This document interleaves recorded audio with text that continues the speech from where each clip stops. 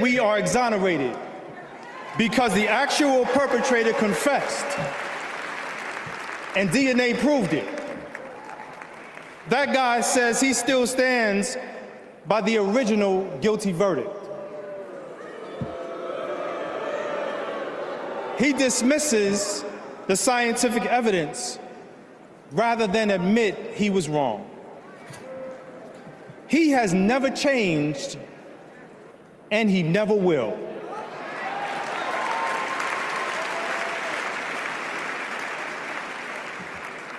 That man thinks that hate is the animating force in America. It is not. We have the constitutional right to vote. In fact, it is a human right. So let us use it. I want you to walk with us. I want you to march with us. I want you to vote with us.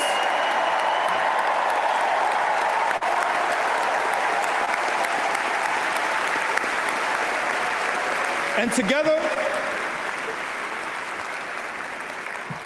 and let me tell you, this is going to be so beautiful. And together on November 5th, we will usher in Kamala Harris and Tim Walz into the White House.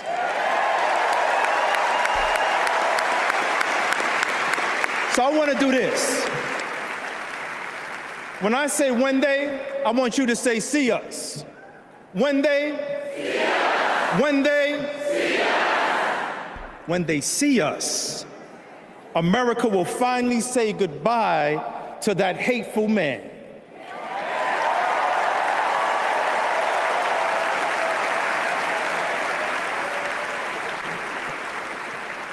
We will say what I have said after 7 long years of wrongful incarceration. Free at last. Free at last. Free at last. Thank God Almighty, we are free at last. God bless you, and God bless the United States of America.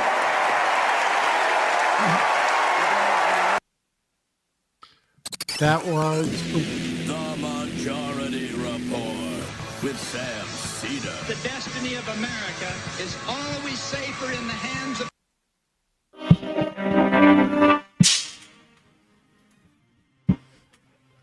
This is special news report, special coverage of the DNC 2024, for the final night of the DNC, and it's the Majority Report. And now your mic's got to readjust to the little bit you were doing there. So okay, how's that? Are we, there you go. better? There you're back. Right. Yep. Sorry about that, folks. Emma Vigeland, Sam Seder here. Night 4 DNC coverage. We cut in with a cold open because Yusuf Salaam, one of the 5 Central Park 5, and 3, I think, of his fellow of the Central Park 5 were on stage with him addressing the crowd. The Central Park 5, of course, were 5 teenagers who in the 80s were accused of wilding and assaulting and raping and beating a woman who was jogging in Central Park. They were, Donald Trump took out a full-page ad at that time as a New York businessman, basically calling for them to get the death penalty. I think it was literally the death penalty. Yep. They went to jail for various sentences for each one. They served anywhere, I think, from 7 to 10 years, depending on which one of them it was. They were finally exonerated. I think under Bill de Blasio, they received an award there. The city settled for wrongful imprisonment and conviction. And Yusuf Salaam was elected in this year to represent this New York City's 9th ward on the city council. Yeah. And he just addressed the DNC fourth night, and thus begins our coverage tonight. Emma? Hello. The full page ad has said in huge font, "Bring back the death penalty, bring back our police." Yeah. Donald Trump took that out. And still in the campaign in 2016, you can see it there. The rest of the font is too small really to read, but that was the big bolded part. He still maintained their guilt, even though DNA evidence exonerated them. And I don't think he's recanted on that claim to this very day.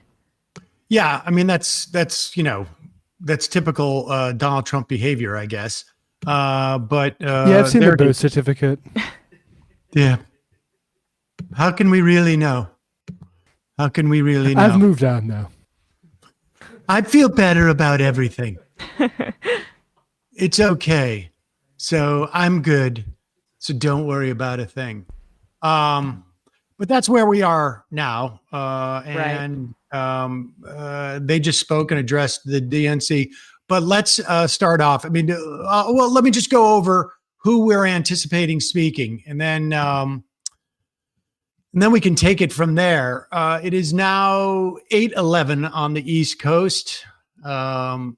And as you know, this is taking place in Central Time. So everything is really messed up for us. Well, this is the only coast that matters. So it's very frustrating to capitulate to the Central Time zone. I'm saying that's tongue in cheek. Please don't clip it. No emails. Oh, of course that's going to be clipped.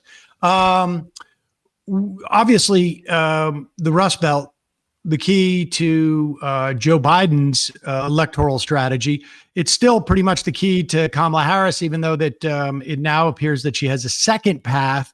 That is with the Sun Belt states of Nevada, Arizona, Georgia, and North Carolina. But the Rust Belt still really important. And so the DNC chose. I'm sorry. You're still here. The DNC chose Chicago. We heard a little bit earlier. Elizabeth Warren spoke. We weren't on air at that time. We missed Pat Ryan, which is too bad. He is a sort of a frontline Dem congressman. Frontline Dem, yeah, 19th or 18th district, I think it is now. And we just heard from Dr. Yousef Salaam, then Corey Wise, Raymond Santana, Kevin Richardson, activists. I'm not. Those were the other Central Park Five that were up there with. Okay. Yeah. All right. Also, Al Sharpton was up there. So now I think we just heard from. I'm not exactly sure, but I think those were two former lawyers that worked alongside Harris, right? That spoke after. And I think there was some affiliation with RAIN, the sexual assault legal organization. Okay. Yeah. Well, I mean, again, wish the Uncommitted. Let's talk about that because there was a lot happening on that front today. Nearly a dozen new congresspeople came out calling for there to be a Palestinian speaker at the DNC. The one that people were talking about and the one that Uncommitted had pitched is a self-described as a state senator, and her name is she's from Georgia, Representative Ruwa Rahman, and she was pitched by Uncommitted. They have now released a draft of what her speech was going to be. I think it was Mother Jones that carried it. Yes, I have the full link as well if we want to in the chat, Bradley. Yeah, pop it up and let's read it, at least some of these remarks. The point being that she was, the remarks are are fairly tame. They were 2 minutes. They were completely vetted.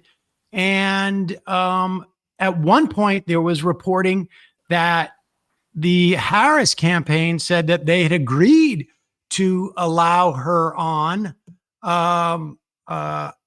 She's a Georgia state rep. They agreed to have her speak, but that Uncommitted turned it down. And then Uncommitted came out with their own press release, and that's a lie. Rashida Tlaib also said that that's untruthful as well. Yep. And now the DNC is subsequently denying that they put out any such false claims. This is according to Mehdi Hassan's reporting.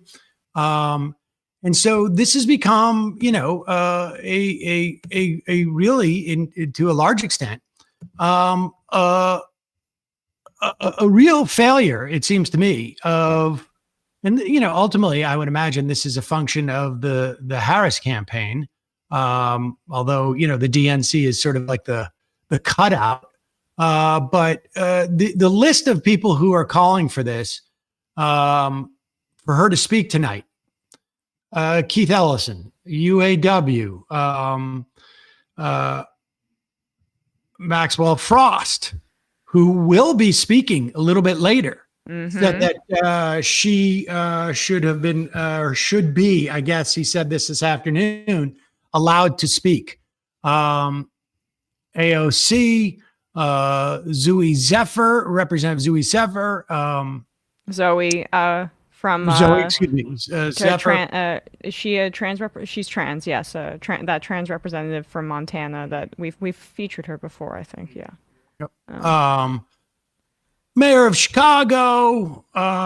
Even Jonathan Chase. I know. So free speech, baby. Representative Presley,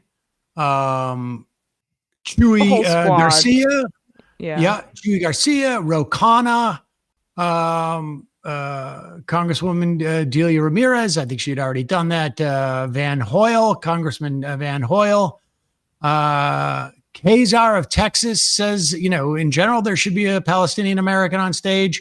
Congressman Loyal Doggett, who incidentally was the first person to call for Joe Biden to step down. Jayapal, Pocan, there may be a couple of more, but all of them came out with statements. Jeremiah Ellison from Minneapolis, Keith Ellison's son, I believe, but don't quote me on that. But out of Minnesota said Roman would be doing the Democrats a massive favor in addressing the DNC, not the other way around. And I think that is important to underline as well, because she's very pro Kamala Harris. Her speech was just going to be like, we need to beat Donald Trump. Read it. Let's read it. Let's put it up there and take a look. Is it easier for you or me? Well, you can read it. I can read it as well. My name is Roa Rahman. I'm honored to be the first Palestinian elected to public office in the great state of Georgia and the first Palestinian to ever speak at the Democratic National Convention. My story begins in a small village near Jerusalem called Suba, where my dad's family is from. My mother's roots trace back to Al-Khalil or Hebron. My parents, born in Jordan, brought us to Georgia when I was 8, where I now live with my wonderful husband and our sweet pets. I lost it here. Growing up, my grandfather and I shared a special bond. He was my partner in mischief, whether it was sneaking me sweets from the bodega or slipping a 20 into my pocket with that familiar wink and smile. He was my rock, but he passed away a few years ago, never seeing Suba or any part of Palestine again. Not a day goes by that I don't miss him. Can I pause for a sec just to point out that I would imagine that people in the DNC and maybe even some in the Harris campaign would object to even the word Palestine being said. They'll say Palestinian, but often they won't say Palestine. We just played an interview with Nancy Pelosi, and she stopped herself short of saying Palestine, where she said the Palestinians deserve to have a state. That's oftentimes a country language, right? Or not even state, a place of their own. I think she said. Own, yeah. Yep. This past year has been especially hard. We've been moral witnesses to the massacres in Gaza. I've thought of him, wondering if this was the pain he knew too well. When we watched Palestinians displaced from one end of the Gaza Strip to the other, I wanted to ask him how he found the strength to walk all those miles decades ago and leave everything behind. But in this pain, I've also witnessed something profound, a beautiful multi-faith, multiracial, and multi-generational coalition rising from the despair within our Democratic Party. For 320 days, we've stood together, demanding to enforce our laws on friend and foe alike to reach a ceasefire, end the killing of Palestinians, free all the Israeli and Palestinian hostages, and to begin the difficult work of building a path to collective peace and safety. That's why we are here, members of this Democratic Party committed to equal rights and dignity for all. What we do here echoes around the world. They'll say, this is how it's always been, that nothing can change. But remember Fannie Lou Hamer, shunned for her courage, yet she paved the way for an integrated Democratic Party. Her legacy lives on. It's her example we follow. But we can't do it alone. This historic moment is full of promise, but only if we stand together. Our party's greatest strength has always been our ability to unite. Some see that as a weakness, but it's time we flex that strength. Let's commit each other to electing Vice President Harris and defeating Donald Trump, who uses my identity as a Palestinian as a slur. Let's fight for the policies long overdue, from restoring access to abortions to ensuring a living wage, to demanding an end to a reckless war and a ceasefire in Gaza. To those who doubt us, to the cynics and the naysayers, I say, yes, we can. Yes, we can be a Democratic Party that prioritizes funding our schools and hospitals, not for endless wars, that fights for an America that belongs to all of us, Black, brown, and white, Jews and Palestinians, all of us, like my grandfather taught me, together. That's the speech. And there are, I suppose, Palestine could be considered controversial. Palestinian hostages. But this stuff is controversial in the most right-wing of circles. Yep. There was nothing in this speech that wasn't firmly planted right in the center of where, nearly Democratic stated policy, but certainly in terms of like, this speech is probably not even as close to the edge of where just mainstream Democratic public opinion is.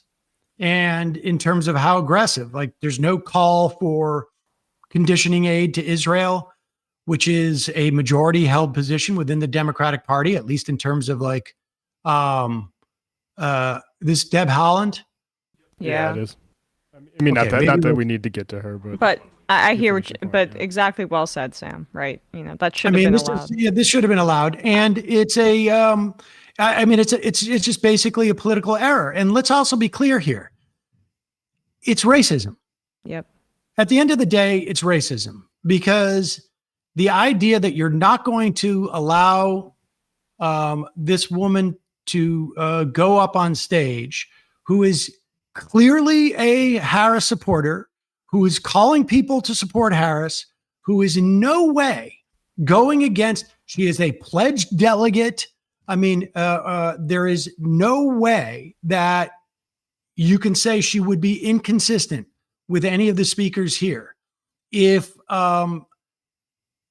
we did not allow a Jewish person on stage because we weren't sure if they were going to say something to the effect of like, we need to have settlers in Gaza, people would be outraged. And so there is really no difference here. And I would argue that having settlers in Gaza is a far worse position than anything that someone can suppose that she would have said. Settlers in Gaza is aside from being immoral, clearly illegal. So they're afraid of AIPAC. That's exactly what it is. They're being cowards about this, and I don't know what else to say. the most silver lining you can take from this is that the DNC is not just a representative of Harris as a presidential candidate. It also has to broadly represent the Democratic Party, and there's a lot of members of the Democratic Party who are quite close to the Israel lobby, and they would be raising hell about this kind of thing. I mean, you can read that piece in Slate that Alex Salmon wrote about, the Zionists coming together for Harris at the or for the Democrats at the DNC. There's that internal stuff too, but it's no excuse. I spent this afternoon calling Chuck Schumer's office, Nancy Pelosi's office, encouraging people to do the same. Other Hakeem Jeffries and Catherine Clark. I couldn't believe that even with someone like Jonathan Chait, apparently Elizabeth Warren said something to Harris privately, Haaretz was reporting, they didn't cave. So this is by far the most disappointing moment from this campaign so far. Yeah, and it's a real, I mean, it is honestly, I think, the first major political, just sheerly on political grounds, the first major political mistake that the Harris campaign has made, because it doesn't end here. No. That's the point. It doesn't end here. Now, this would have been a good opportunity to show, at the very least, we recognize the humanity of Palestinian people. Can we put this up, because this is they're featuring More Perfect Union, which I'm happy to see. 2-3 jobs, you can maintain with one job. This is my own neighborhood. This is your own neighborhood. Yes. Makes me feel good because I'm giving back something. It's easy for stories like these to get drowned out by fake worker rallies at non-union plants. Does anybody know that there's a Donald Trump event just an hour away from here? Yes? No? No. Was anybody invited to it? But over the last 4 years, only one party has invested trillions in clean energy, bringing back manufacturing and rebuilding infrastructure, putting workers at the center of it all. And this is just the start. That was good, at least what we saw of that. Please welcome What's that guy's name John again? Russell. I don't know. That narrates those is good work on like TikTok and stuff. Oh, there he is. Oh. President Biden, his administration touts adding 800,000 manufacturing jobs. Happen. Let's never forget how essential all of our labor is. I come from Appalachia. We kept the lights on in this country for generations. But the wealth made by our broken backs and our black lungs never did trickle down. And Washington listened to rich men demanding that we stick with dirty energy at any cost. Across the country, working class people are looking for a political home after years of both parties putting profit above people. Now, Trump, a billionaire, says that he'll take on the elites. But then he promises handouts to big oil, and he punches down at anyone with the guts to be different. But populism that insists we are too different to get along, is just divide and conquer by a different name. There's another sort of populism with roots in this party that we in West Virginia know well. They called us rednecks back in the 1920s because striking workers from all different races wore red bandanas around their necks as they fought and died for respect and a living wage. Their fight yesterday is our fight right now. Right now. It is our choice to build on this progress and to create a political home for the mass of working Americans fighting for control over their government, their workplaces, and their planet. A part of that was just and it this is would be our really moment cool. to live up to. Let's get after it. Thank you very much. Matt, how do you rate that mullet now that That's a great mullet. You're Mr. Mullet. Yeah, no, that's definitely tops mine. Aspirational? Yeah, good job. All right, finally, this is, they haven't mentioned climate change enough. Justice policies in our nation, Vice President Kamala Harris showed up. She came to highlight our initiatives because she believes in us. Last year, my dad retired after spending more than 30 years working at one of our country's most polluting power plants. Donald Trump doesn't care about people like my dad. I know Vice President Harris will put working families ahead of big oil billionaires. Kamala Harris approaches climate policy through the eyes of future generations, like mine. As new voters and as new leaders, I'm excited to join Harris in the fight for our future.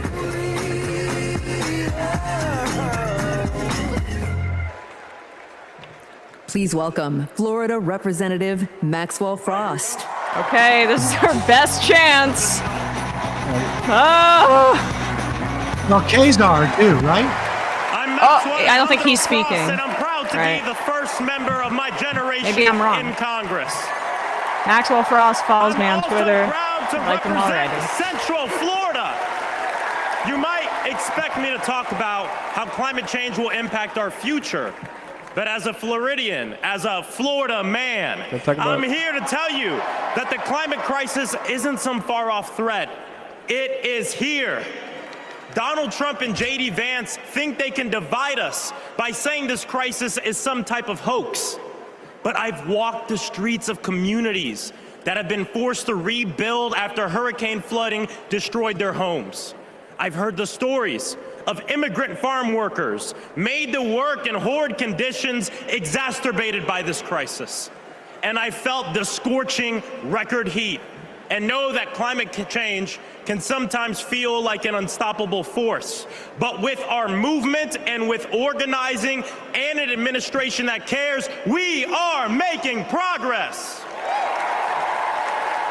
Kamala Harris and Joe Biden have proven that tackling this crisis creates jobs, that investing in clean energy protects our health, and that investing in mass public transit builds strong communities. And we must always remember that peace is essential to our climate and war destroys our environment. This election is about every drop of water that we consume and every breath we breathe. Is that it? Fighting the climate crisis is patriotic. And unlike Donald Trump, our patriotism is more than some damn slogan on a hat. It's about actually giving a damn about the people who live in this country. Because when you love somebody, you want them to have clean air. When you love somebody, you want them to have safe drinking water. And when you love somebody, you want them to have a dignified job. And so, America, it's simple. Let's get to work and elect Kamala Harris and Tim Walz for our planet, for our future, for our present, and for our people. God bless. No Gaza. Cross him off the list. You, Ladies and gentlemen, your feed's good, Sam. If y'all are ready to send Madam Vice President and keep her in the White House, let me hear you make some noise.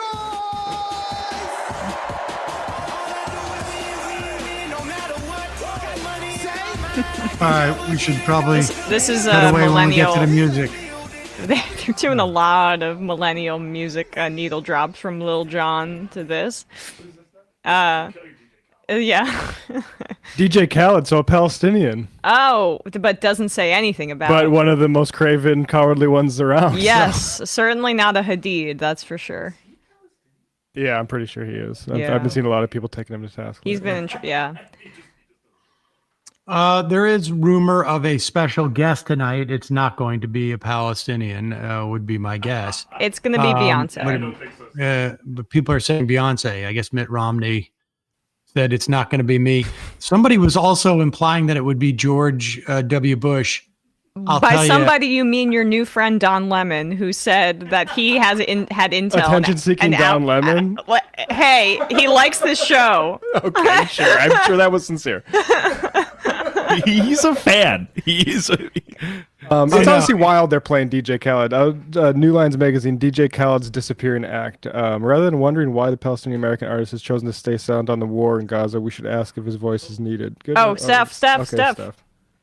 Unfortunately, not somebody who embraces YIMBY politics. Great honor was represent Team USA and go out there and win that gold medal at the Olympics this summer. And that affordable housing development in his community. Reminded us all that together we can do all things and continue to inspire the world. I know. That's why I believe that Kamala, as president, could bring that unity back and continue to move our country forward. This is about preserving hope and belief in our country, making sure families can be taken care of during their most precious times. I got to visit Kamala with my team in the White House last year, and I can tell you one thing I knew then, and I definitely know now. The Oval Office suits her well. So in the words of Michelle Obama, do something. Go vote. Be active.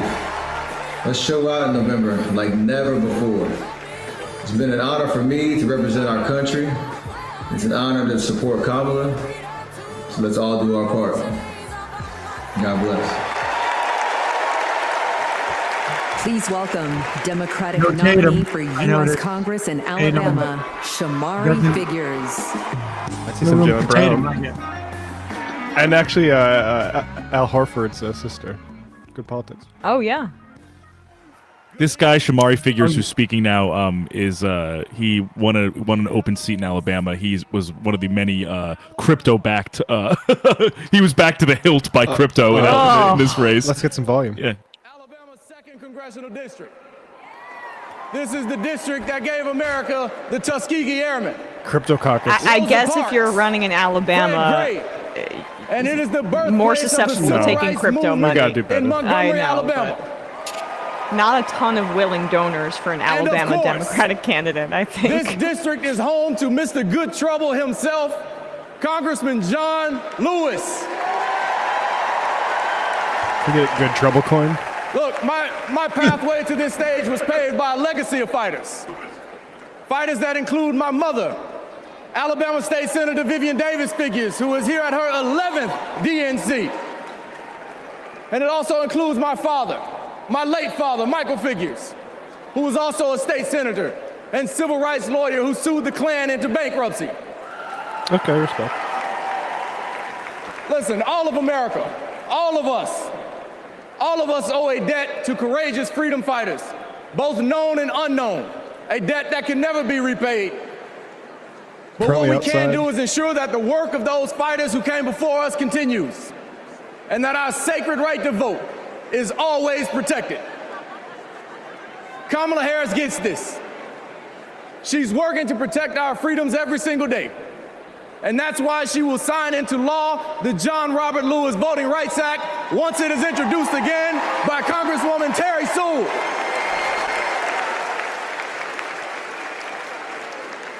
Listen, America, a California poet named Kendrick Lamar recently reminded us that sometimes we gotta pop out and show up. Well, America, it's time we pop out and vote. It's time we pop out from California to Alabama and all across America, and we show them that we are not going back. We are going forward, and we are going forward with Kamala Harris as the next president of the United States of America. Thank you. God bless you. Roll Tide. Let's go win this thing.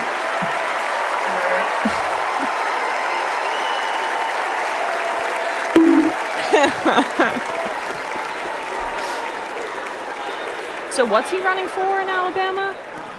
In that redistricting, a new majority black district. Oh, it's a new majority black district. Okay, well then that sucks about the crypto. Exactly. I love you. Kamala Harris and Tim Walz. Just funny the Roll Tide thing because Tommy Tuberville's on the opposite side of things. Was Auburn, yeah. They actually grew up in families. But I would wager if you were to like ask Alabama fans, probably 80% of the state would say Auburn Roll Tide over. I mean, would say Alabama Roll Tide over Auburn. Please welcome my dear friend, our fellow Texan, our next senator, Representative Colin Allred. Colin Allred, former Justice Democrat who immediately abandoned all of his progressive ideals. This guy, if you want to waste some money, donate to this guy. Yeah, I don't know. I mean, he's closer. He's in 3 points. We'll see. But hey, everybody. Former NFL player. I'm Colin Allred. Pretty just standard Democrat. A congressman from Dallas, dad to 2 perfect little boys. And this November, I'm going to beat Ted Cruz. I'm still stuck on the perfect little boy. I'm so proud. Yeah, that was strange. Yeah. Right? Also, Ted Cruz, Harris. his whole podcasting thing, he's Kamala, pretty absent, and also the Cancun Mom cruise was a thing public stuck school teacher for him. who often in worked 2 certain jobs ways. to make ends meet. So when we talk about lowering costs, I think about the times when we went to the grocery store when I was growing up and swiped the debit card and said a little prayer. But my mom and my community in Texas There weren't debit gave me a cards then. chance to chase my version of the American dream. There were credit I played cards, but football not at debit Baylor cards. I'm stuck on the and whole in the perfect NFL. 2 little boys. Before becoming a civil rights lawyer. Why does everybody else have perfect in kids? Congress.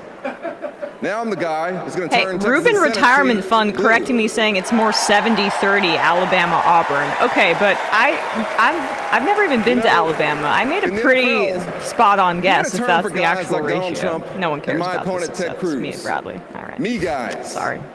You know the type. Talk a big game, only care about themselves, but you don't want to be stuck with them at a barbecue. The truth is, America has never been about me. As President Obama said, the single most powerful word in our democracy is the word we. We the people. We shall overcome. Yes, we can. And we've got a message for the me guys. We is more powerful than me. Weed is more powerful restore now. reproductive freedom. They should run on marijuana legalization at the night We don't have the most amount of charisma. We'll turn the page and write a new chapter right. for this country. And let Kamala Harris be the next We are president kind of an and empty beat suit. Ted Cruz. Yeah, it's great, like to just have something on your resume that stands in for charisma, like a former football player. Football player. Big smile, big man. Used to play football. That was like a great quality when you were The Bachelor on ABC. I don't know how much that carries in the NFL. These Democrats being like, they're going to call us a pussy. Well, we got. I would say like now if we're at like 30 to 40% of the guys who were cast as The Bachelor were former NFL players on. Or they called them that, but they were like, they got Practice the squad Yeah. guys. But they take instructions well, so I think that's why they get picked. Not Colin Allred specifically, Sam, just like the archetype. I'm Anya Cook.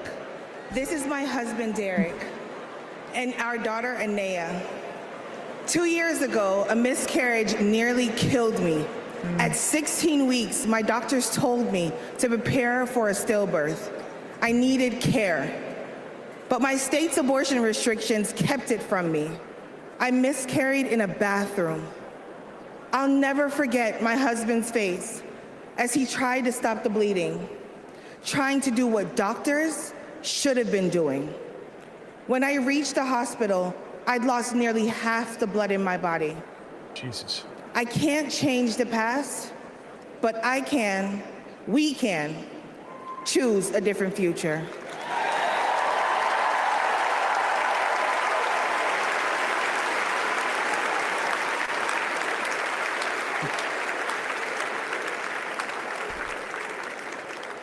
I'm Craig Sicknick, and this is my mother, Gladys. My brother was a U.S. Capitol Police officer, Brian Sicknick, a hero who died after defending our country on January January 6th. 6th. Greenwald phone me up in that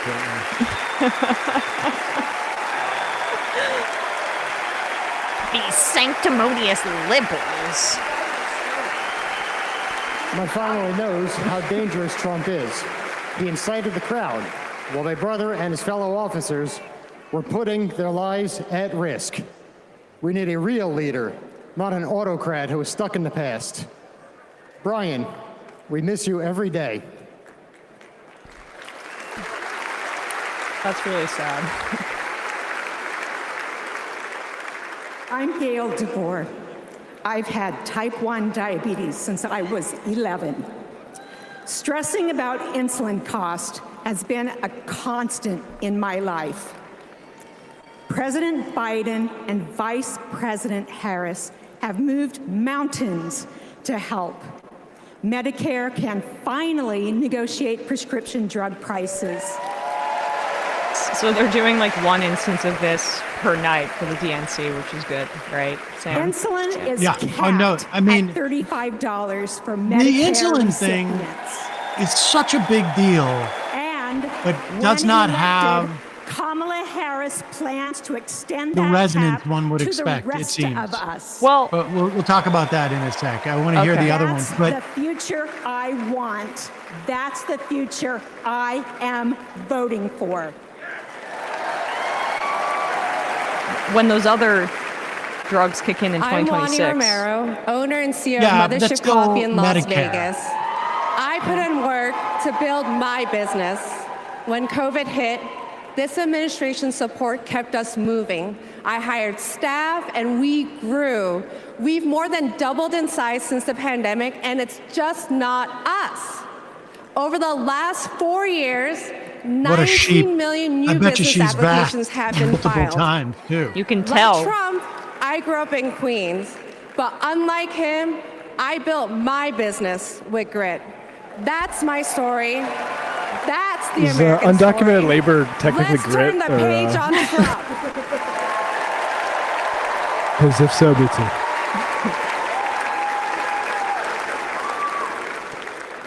I'm Eric Fitz, and these are my sons, Christian and Carter.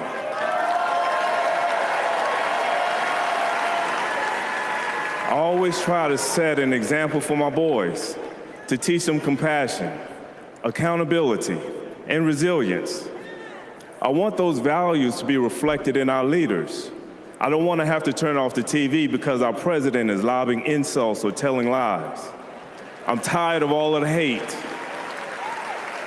It's time to move forward together and build a country our kids can be proud of.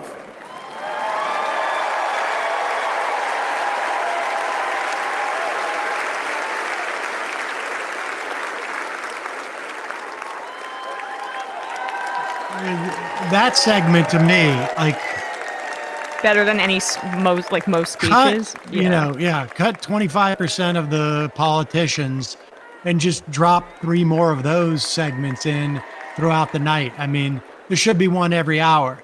But Just been a whole night of, yeah. The interesting thing about the insulin thing is like the savings is so huge, it's so dramatic. But it impacts millions, tens of millions of people, I think, across the country. But still, it's a fraction, and it's weird. I don't know if maybe people don't discuss it as much. Like there's I wonder if there isn't a sense of amongst insulin takers, am I getting away with something? All of a sudden, just overnight, the prices are dropping, Well, it's not, if you're not on insulin, it doesn't necessarily affect you, maybe. So perhaps that's why it hasn't had the traction you described. Let's turn this down. I mean, it doesn't affect you, but I would imagine there's a lot of people who would be talking about it, and it would make a big deal. But it's also what you're saying is it's just not universal enough. Right. But it also goes to show you there is a disconnect between the sort of real impact of rather unsexy policies and how much political salience they have. Over time, maybe they'll have more. It's weird that these. I'm trying to listen to what you're saying, but I have no idea what's going on. It's steel drum guys.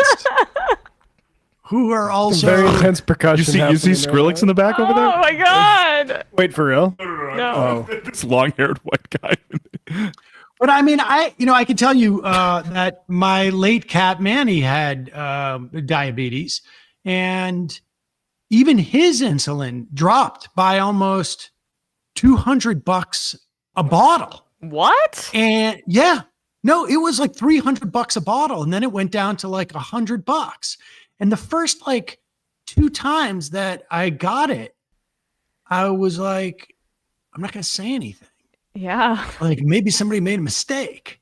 And I wonder, because, I mean, I don't know how it works with cats, in terms of like, I just at the pharmacy, all of a sudden, like, it was that much cheaper. And I just like, all right. And just walked the pharmacy thinking that, it wasn't until later that, I heard about the policy and figured that's what it was a function of, or at the very least, it could have been something moved to generics quicker or whatnot. But it is amazing how many people take insulin, how much money was saved.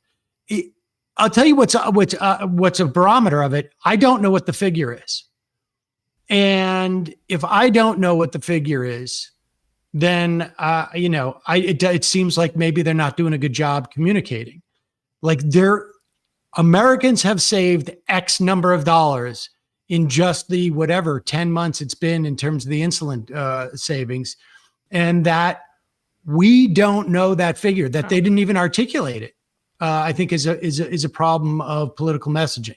Yeah. You want to be able to go out there and say, Americans have saved in 2 months, tens of millions of dollars. Okay, let's just hear what this sounds like.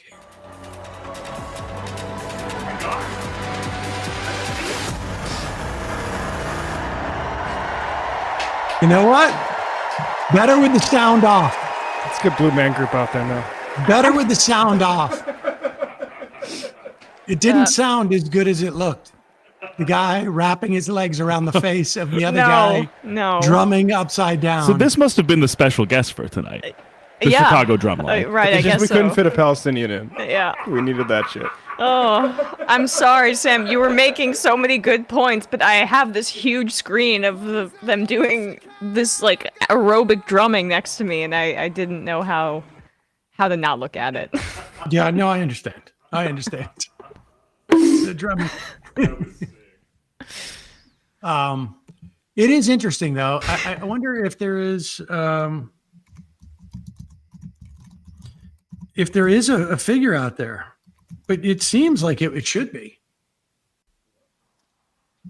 for insulin. Oh, like in terms of polling. No, in terms of like how much has the insulin price reductions saved Americans? Well, it could be the kind of thing of like, the Affordable Care Act and Obamacare is popular, like mildly so, but sometimes people don't make the direct connection when some of these programs that are kind of implemented by Democrats, but they manifest in the free market. Sometimes people don't make that full connection all the time. Well, I'm not surprised necessarily that people aren't making that difference. And the Affordable Care Act, I think, is like, we've talked about this in the past. I think it's like people forget that it was the Affordable Care Act patient protection law. There were two names to it: Affordable Care Act, patient protection. Yeah. And the patient protections we all enjoy. Like we don't have rescission anymore. We don't have lifetime caps. We don't have annual caps. You can't be denied coverage. The affordable part of it did not materialize in the way that I think, the name implies. It was the expansion of Medicaid. A lot of times, there's plenty of examples of people on Medicaid don't perceive it as a government plan.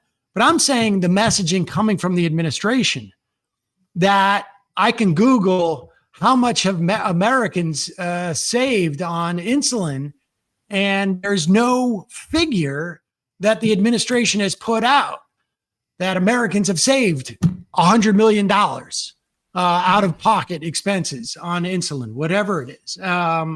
And that to me seems like a missed opportunity, but I don't know. Let's do some sound clips, shall we? Or yeah, I can't get into the flag waving is too much for me. I understand. I mean, I know it's important and this and that, but it's a personal. You want to have aesthetic. a fun, like maybe we just need a little bit to jumpstart the fun because I think we're a little bummed out about the speaker for Uncommitted. Do we have that JD Vance thing? Mm-hmm. So did you see this today, Sam, about JD Vance and the donut shop? Oh, I did. And a comparison with Walls. It is unbelievable.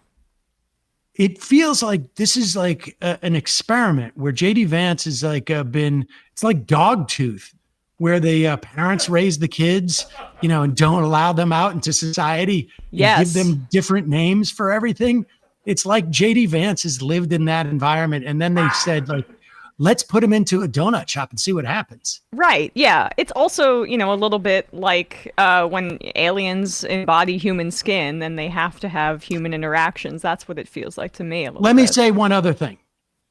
That my understanding about Ozempic or Ozempic-like drugs is that it kills your enthusiasm for food, broadly speaking. And so, like, where you or I might walk into a donut shop and be overwhelmed, particularly me, if I have one bite of a donut, I will eat every donut in the store. Right. And the smell, it raises my blood pressure. He clearly is disgusted by every donut in that shop. Go. And also having difficulty having a human interaction. Yep. I would get a couple dozen, sir. The audio goes way up in just a sec. I'm sorry, okay, yeah. She doesn't want to be on film, guys, so just cut her out of anything. Appreciate that, man. Great job. I'm running for vice president. Let's see. Okay. Wait, go back. So, first of all, she doesn't want to be on camera, she says, with JD Vance here. And then he tells her he's running for vice president of the United States, and just see how she reacts. I would get a couple dozen, sir. A couple dozen? Okay. I'm sorry, man. Okay, yeah. She doesn't want to be on film, guys, so just cut her out of anything.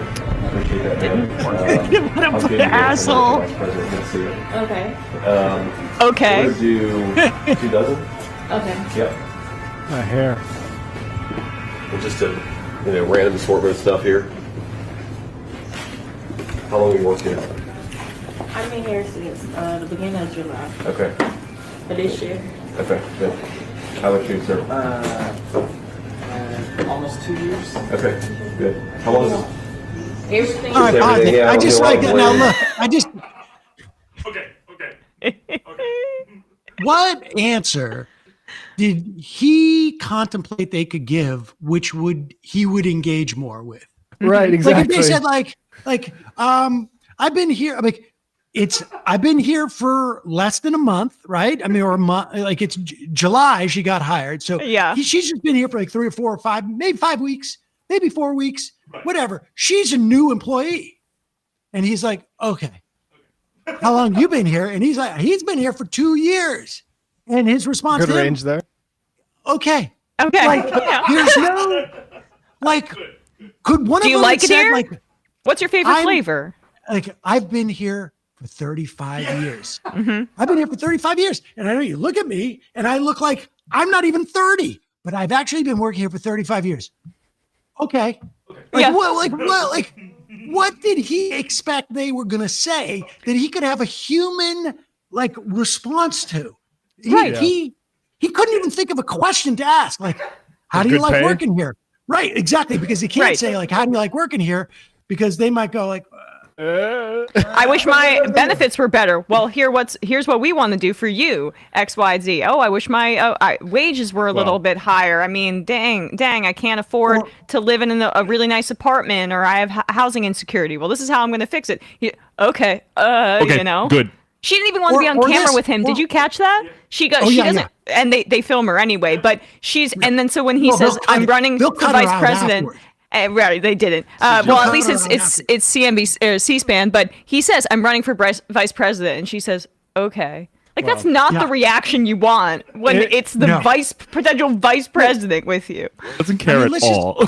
She does not care at all. Think about what just a normal human being, or even an abnormal human being who is aware of how normal human beings act. Yes. And he would have said like, hey, is it hard to work at a donut shop and not eat all the donuts? Like there's a lot of low hanging fruit here. How long do you work here? I'm conducting a survey. He went to the, a lot of people know he went to Yale. More people should know that he went to the Elliot Rodgers School of Glad Handing. Deep cut. Wait, what? Is that really true? He's a school shooter. No, I'm joking. Elliot Rodgers. That's a All right, let's move. keep going because it actually really starts really heating up. Okay, good. How long is Everything. Just everything, yeah. I mean, a lot of glazed here, some sprinkle stuff, some of these cinnamon rolls, just whatever makes sense. Yeah, if you don't Whatever want makes to- sense. If you don't want to okay. Yeah. Whatever a human would do. How long is this place been around? About 4 years. About 4 years? Oh my God, he did it again! How long have you been here?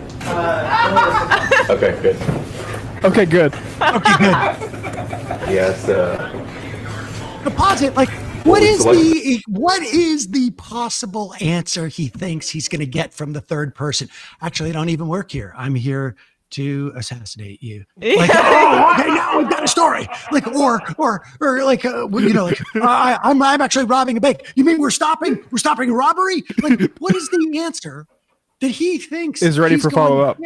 get? Like, it's just like, he can't even come up with another question other than how long have you worked here? Well, he's It's just- genuinely incurious as long as you're fulfilling some sort of like capitalist cog in the How long donut has your shop. service been? Yeah. Senator Vance, this is a stick up. But the best is like the idea, like his Ozempic prevents him from actually like having any interaction with the donuts. So he's just like, I can tell there are different varieties here.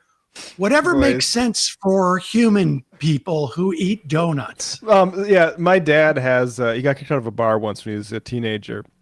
Because one of his friends who they were in blew their cover when the bartender came over and said, "Hey, what kind of beer would you like?" And the person said, "I like a normal beer, please." Oh, made it quite That's kind of like, yeah, just whatever donut a normal human would have. Yeah. Someone, I would like a glass of alcohol. Yeah, real like sneaking into an R-rated movie energy from JD Vance, being like, I'm supposed to be in this theater. I do this all the time. All right, let's keep going. yeah, I mean, a lot of glazed here, some sprinkle stuff, some of these cinnamon rolls, just whatever makes sense. Say what you see, If you JD. don't want to be on film, if you don't want to be on film, Look at the camera. It's The Office. Yeah. It really is. How long has this place been around? About 4 years. About 4 years? Okay.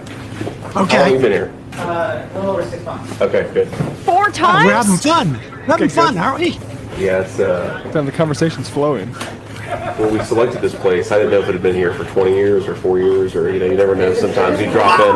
This whole story. Years. I was talking about Pause it for a years. second. Well, when we selected the place, I didn't know if it had been here for 4 years or 20 years. Now I got my answer. I love to talk about spans of time. Yes. His first four attempts at asking about spaces of time fell flat, so he went to another one in terms of the, Okay, the not shop about the location. people. I'm talking about the duration of the people. How long has this building been here? I want to know now. What about this counter? Was this counter here from the beginning? Or? What about your across the street that Jiffy Lube? How long has that been there? Years? Okay. How long have you been here? A little over 6 months. Okay, good. Good. Yeah, it's,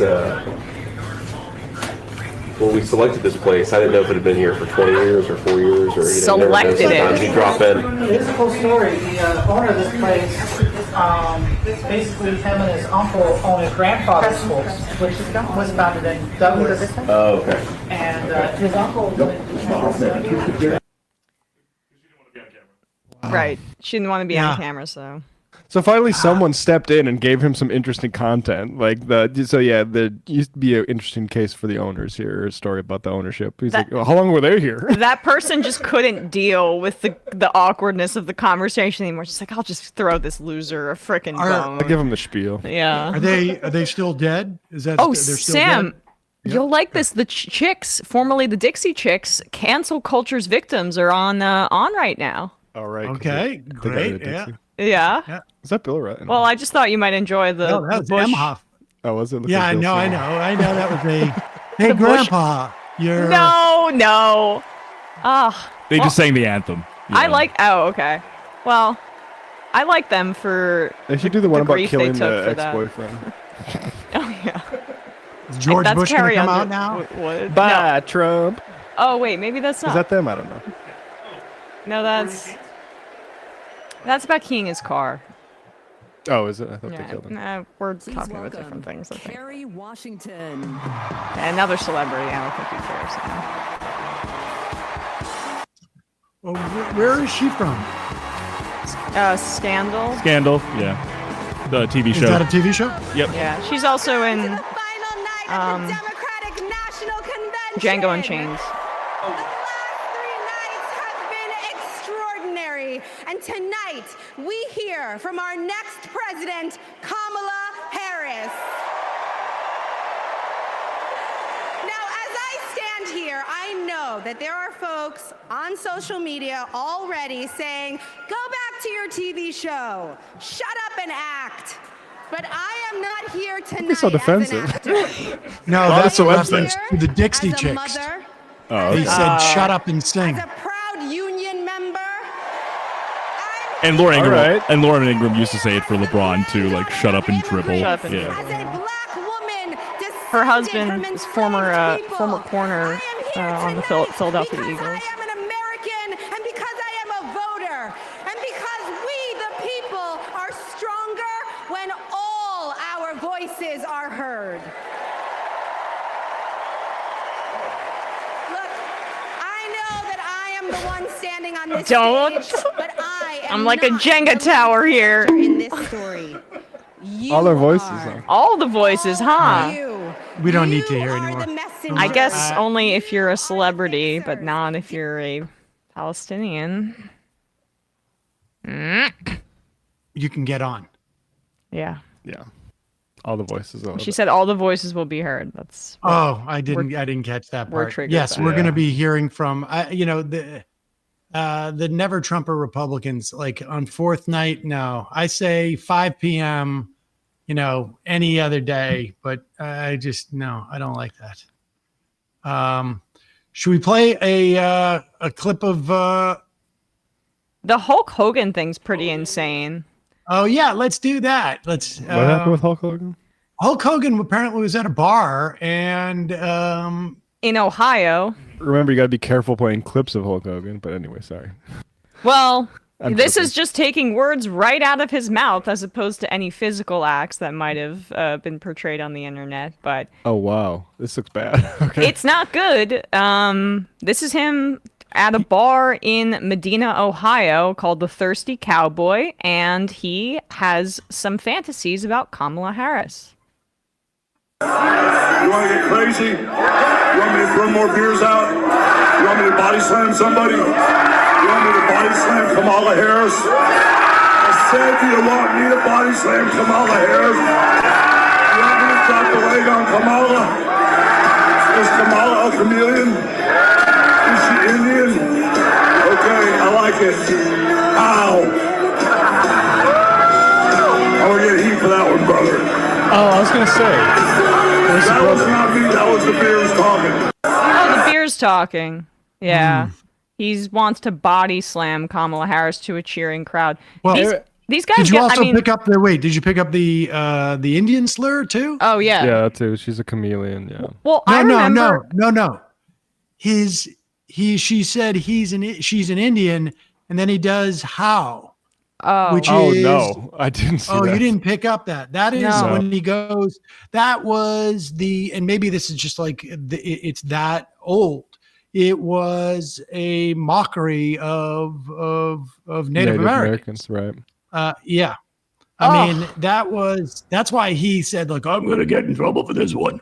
Oh, it was not here. I'm wasted. I'm sorry. Oh, I mean, Is in the sense of how being like, are they Native American or Indian? No, Is no, that- no. The how was like a greeting. Stereotypical greeting for Native Americans. Oh, so I see. Okay, it's not just the physical violence that he alluded to the cheering crowd. It was an extremely racist remark. Thank you for decoding that. I would also just say, like, the cheering crowd, you're cheering a scab, all you losers. Like, how pathetic. But that doesn't they like the imagery he was creating for Of them, course, which yeah, is they're brutalizing hogs. a woman and a woman of color at that.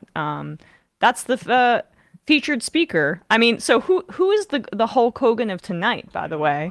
Because I mean, I guess it's like Adam Kinzinger. It's Gretchen Whitmer or what? No, it's Eva Longoria is the last. No, well, I mean, I'm just saying, like, it's silly. Eva Longoria is going to come out and be like, I'm going to body slam Donald Trump. Like, the Democrats are, yes, overly celebrity focused, but I mean, at least the celebrities aren't going out and saying to cheering crowds that they want to, like, have Donald Trump, tortured in front of them. You want to binge watch Desperate Housewives, brother? You want me to leg drop JD Vance, brother? The Republicans were just as celebrity focused. It's just that their celebrities are complete duds. They just suck, yeah. Like, they're all like 60-year-old alcoholic guys. Right, as Jack Posobiec said, remember? He's like, they have Taylor Swift, but we have Kid Rock and John Voight. And and there was one more, I think. I think he said Ted Nugent. That's what it was, Ted Nugent. Kid Rock, John Voight, and Ted Nugent. The celebrity bench. Yeah, I'd love to have Ted Nugent on my bench and call people groomers. So this is Ella Emhoff. Let's do this one because who was it that attacked her? Every right-winger. We don't just say his name. I grew up in Oakland, California, in a house full of extraordinary women. My mom, my grandma, and my auntie, who showed me the meaning of service. Helping her sister, a 17-year-old single mom, fighting for justice for the American people, and still cooking Sunday family dinner. She guided me, now she's guiding my own children, and I know she'll guide our country forward.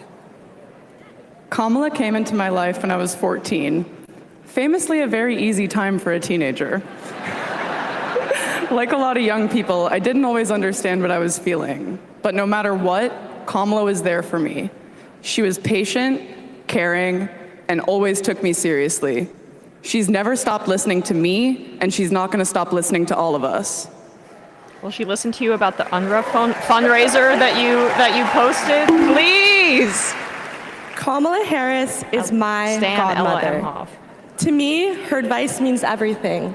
Whether it's pursuing my passions, making an impact, or finding hope when the world doesn't feel so hopeful. She taught me that making a difference means giving your whole heart and taking action. She's fighting for economic opportunity, LGBTQ plus equality. By the way, love Ella's reproductive dress. freedom, So because screw those we right-wingers are who not were going clowning her the other back. She's fighting for social justice, health justice, environmental justice. And she isn't alone. We're all in this fight together. So let's keep up the fight. Let's keep up the joy. And let's elect this extraordinary woman as our next president.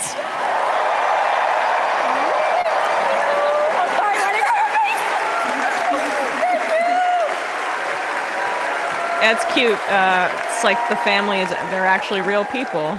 Good to see. Did you see Doug Emhoff so wasted Please the other welcome night at that actor event? and comedian saying D.L. my Hughley. wife in the Borat voice? Oh, I heard about that. Yeah. No, I think you sent it to me. Yeah. I think, yeah. I enjoyed that a lot. Hey, Chicago, how y'all doing? What's happening in California? D.L. Hughley. No, wait. Where those AKAs at? Where they at? You know what? In 3 months, ain't gonna be no living with y'all. I can tell you this. I don't blame Donald Trump for not wanting to debate Kamala. I've been married to a black woman for 40 years and I ain't won one debate. I'm owing $93,000. Now, of course, Trump is saying that Kamala isn't black. I guarantee you this, Kamala's been black a lot longer than Trump's been a Republican. Oh. I mean, I don't know who that's for, but it's kind of true. If he keeps sliding in the polls the way he is, the only way he can keep Kamala out of the White House is if he buys it and refuses to rent it to her. Yeah. Of course, Kamala's getting broad support. They got black men for Kamala, white men for Kamala, Latinos and Asians for Kamala. They even have Republicans for Kamala. Boo! Republicans for Kamala. I guess Donald Trump will finally know what it's like when you get left for a younger woman. All right.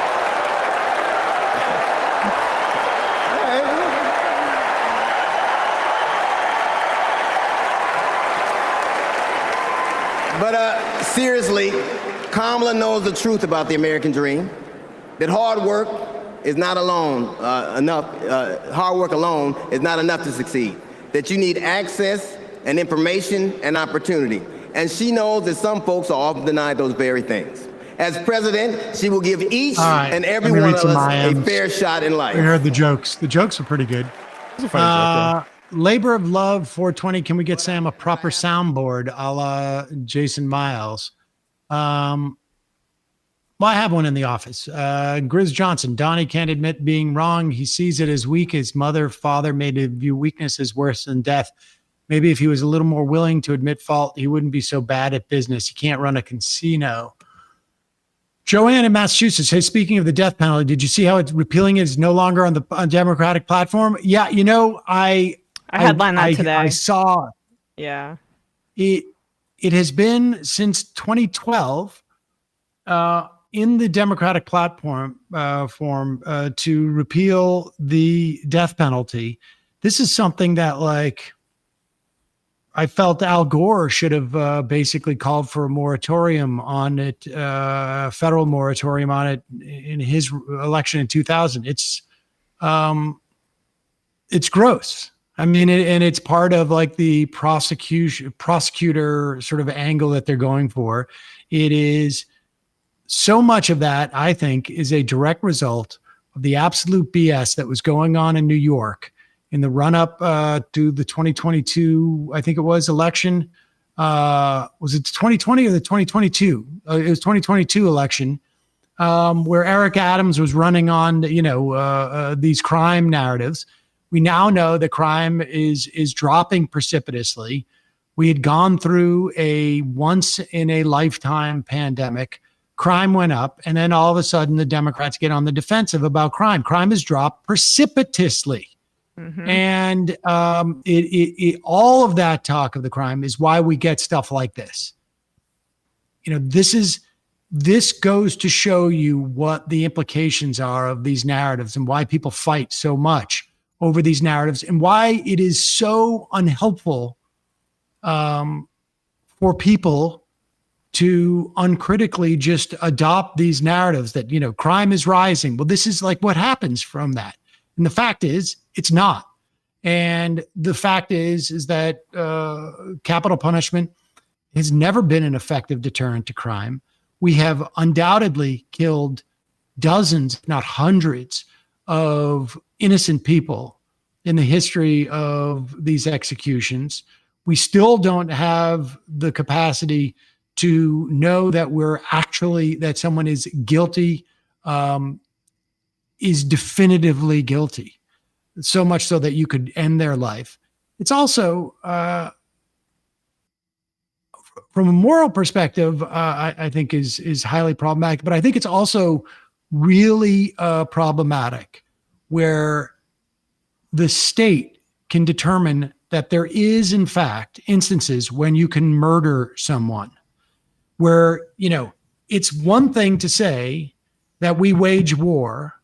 It's another thing to say that we give essentially a police a license to kill, because supposedly that's happening in a a crisis event. Speaking but it's of. a wholly, yeah, exactly. It's wholly another thing to say, we are going to, It's a paramedic. in cold blood, we are going to make an assessment that murder is okay in this. Killing is justified because of this. And then all of a sudden it just becomes a negotiation within the context of society. When is a killing justified?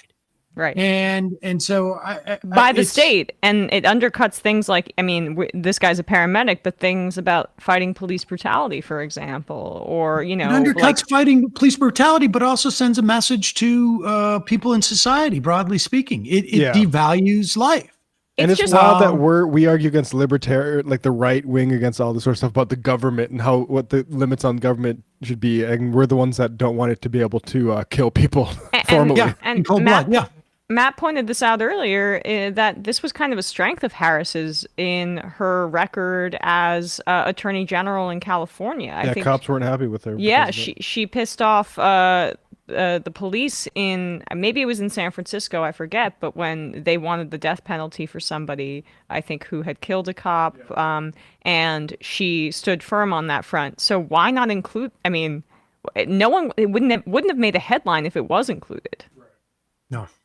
I think it's this campaign, and I think like the refusal to have a Palestinian speak at the DNC, their watchwords are completely stay away from anything that could be deemed controversial outside of a narrow bandwidth. And really, you know, I don't think that there's any controversy about any of the positive economic things that she has proposed at all. Like, I don't think there's any controversy on the Republican side about those things. You haven't heard Donald Trump say, like, what, $25,000 to start a home. I mean, it's all been mealy mouthed, like, she's an idiot, she doesn't know what she's doing. There's no sort of like fundamental principles that the Republicans are arguing against any of her economic policies.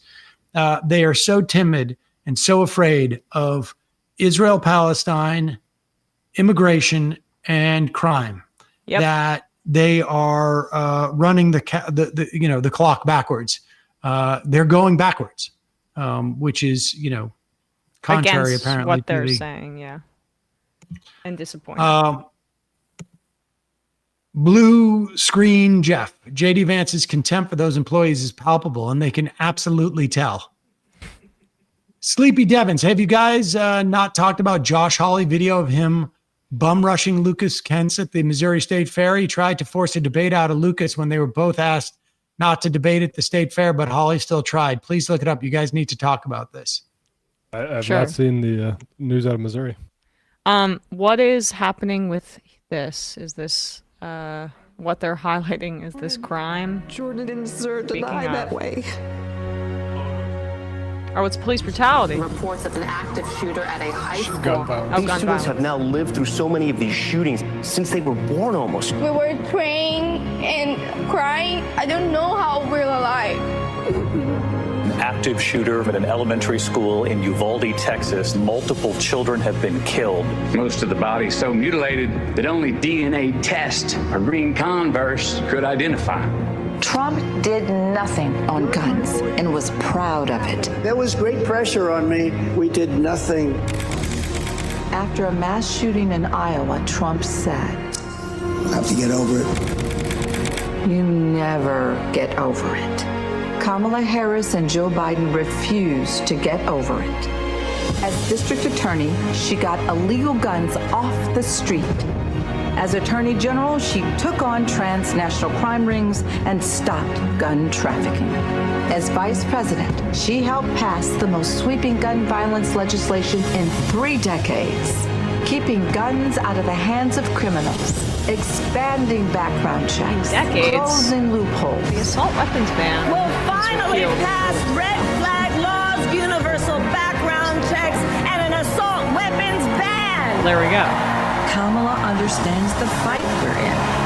The power is with the people. And gives people like me, survivors like me, hope.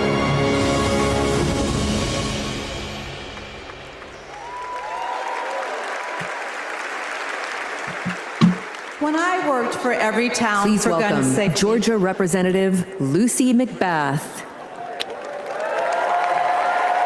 She started talking. When I worked for every town for gun safety and moms demand action for gun sense in America,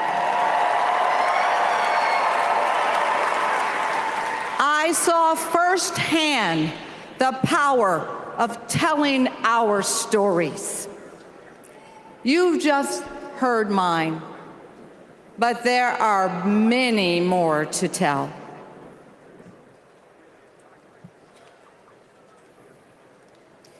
On December 14th, 2012, I walked into Sandy Hook School. I stopped at the office, chatted with my principal, then started my day with my second graders. Suddenly, a loud crash, like metal folding chairs falling. 154 gunshots blaring. Hiding in the coats, trying to sing with my students, trying to read to them, trying to drown out the sounds. Terror, crying, running. I carry that horrific day with me. 20 beautiful first grade children and 6 of my beautiful colleagues were killed. They should still be here.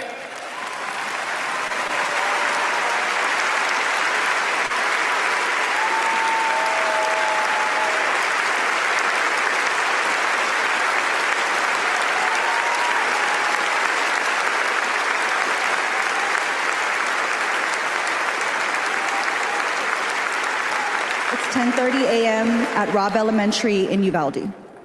The school is recognizing my 10-year-old daughter, Lexi, for receiving all A's. She receives a Good Citizen Award, and we pose for photos. She wears a St. Mary's sweatshirt and a smile that lights up the room. 30 minutes later, a gunman murders her, 18 classmates and 2 teachers. We are taken to a private room where police tell us she isn't coming home. Uvalde is national news. Parents everywhere reach for their children. I reach out for the daughter I will never hold again.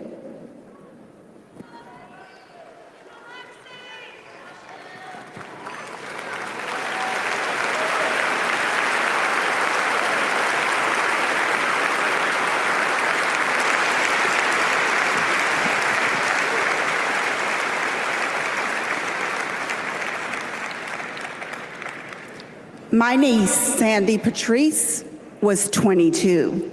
She drove to Myrtle Beach for sun and fun and motorcycle parades. Hours later, my phone rang. Shooting on the beach. No one can find Sandy. I stayed calm. You see, my mother, Patricia Ann, had been shot and killed by an abusive partner. I was calm then too. I got to handling business. I called relatives, the police, hospitals, and I kept calling, voice steady, heartbeat pulsing. Then I was connected to the coroner. 10 years of waiting, and Sandy's murder is still unsolved. I'll keep calling, and I'll keep fighting.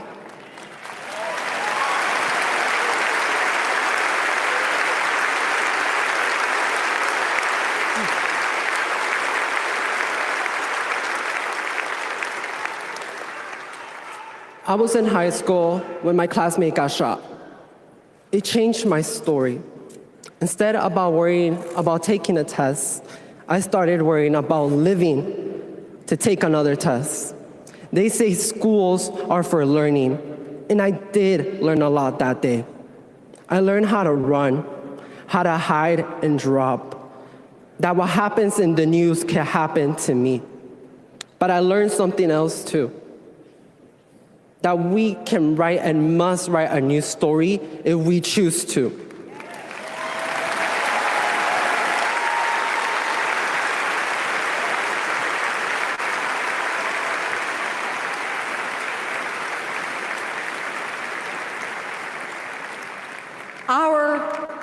Are stories of loss.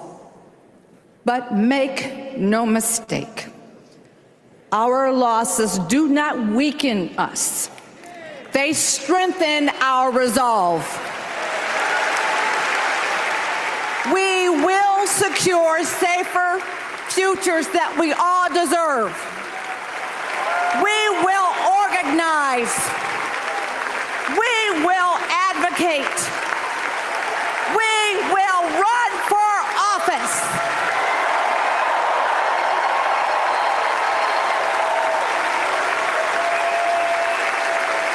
And we will join with Americans from small towns and big cities to keep our communities safe.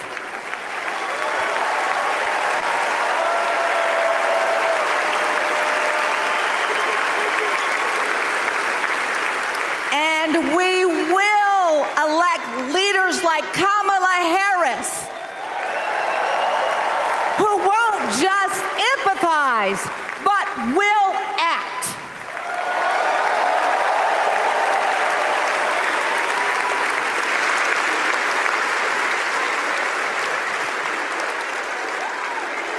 You know, I want to hear more about, I think an assault weapons ban is a really good policy. We could turn it down. Democrats have talked a big game on gun violence for quite a while. It would be Representative Gabby Gifford. Yeah. I should say the That was uncommitted. pretty powerful. That Those, was, yeah. I got choked up. But uncommitted delegates have entered the building at the DNC. I'm just letting you guys know that we should just be on the lookout for some disruptions. All right, drop me for a second. I just got to go run. I'll be back in a moment. Gotcha. Okay.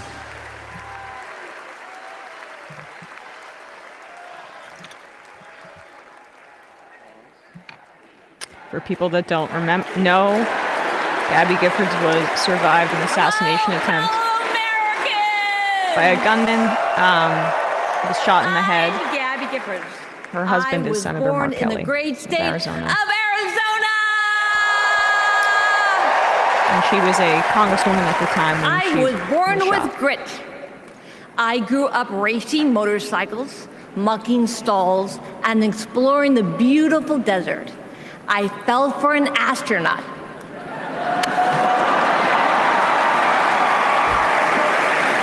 For 5 years, I served in Congress from a swing district. Everybody called me a rising star. Then on January 8th, 2011, a man tried to assassinate me. He shot 19 people. He killed 6. Terrible, terrible day. I almost died, but I fought for my life and I survived.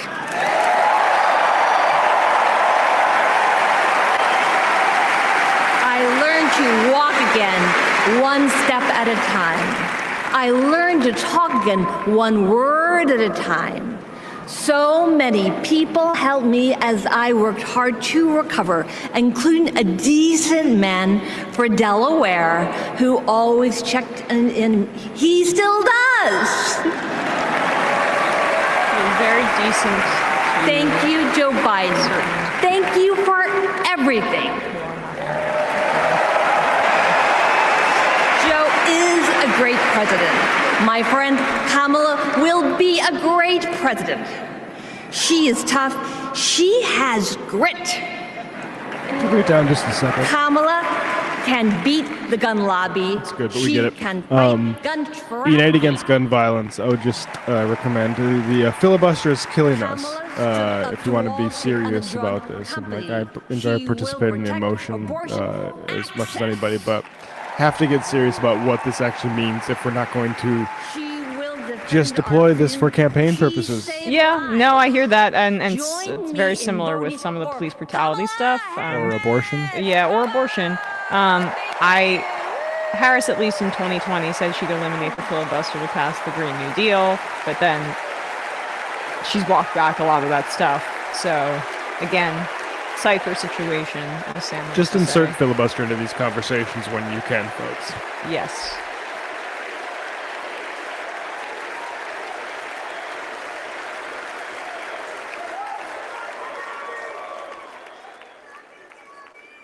Okay, let's read some IMs. Julian from New York, Harris not allowing a Palestinian to speak is the biggest mistake she's made. Unbelievable. Agreed. 6 Foot Bear, did you guys see that multiple kid reporters got airtime with My Pillow guy? They weren't hounding him. We haven't seen much of that, but we can take a No.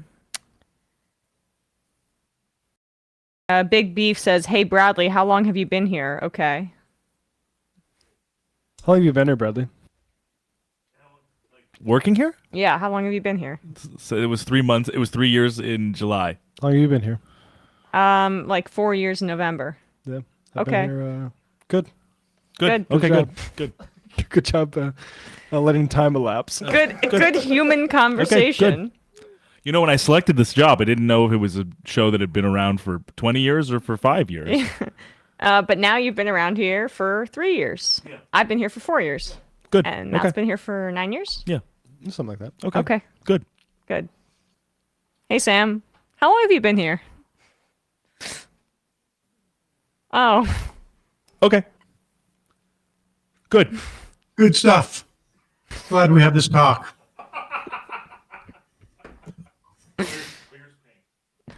Oh, Pink's- Oh, wow. Pink.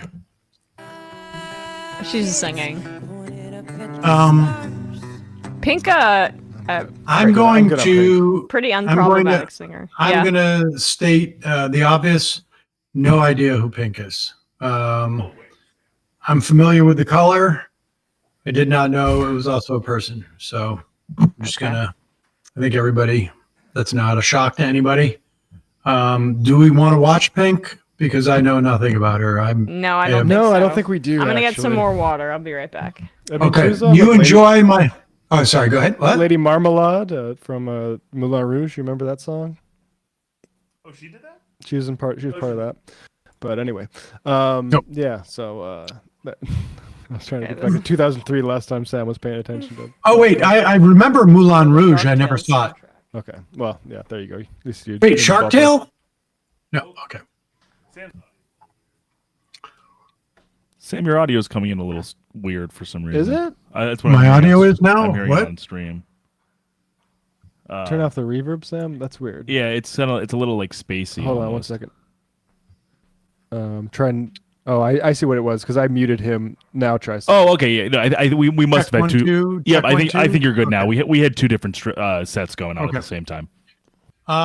You enjoy my socialism. My entire feed was calling for the DNC to let a Palestinian speak, which is how I knew it wouldn't happen. WTF Cody, is JD a lizard person? Lobster Paw. Tim Heidecker in YouTube chat.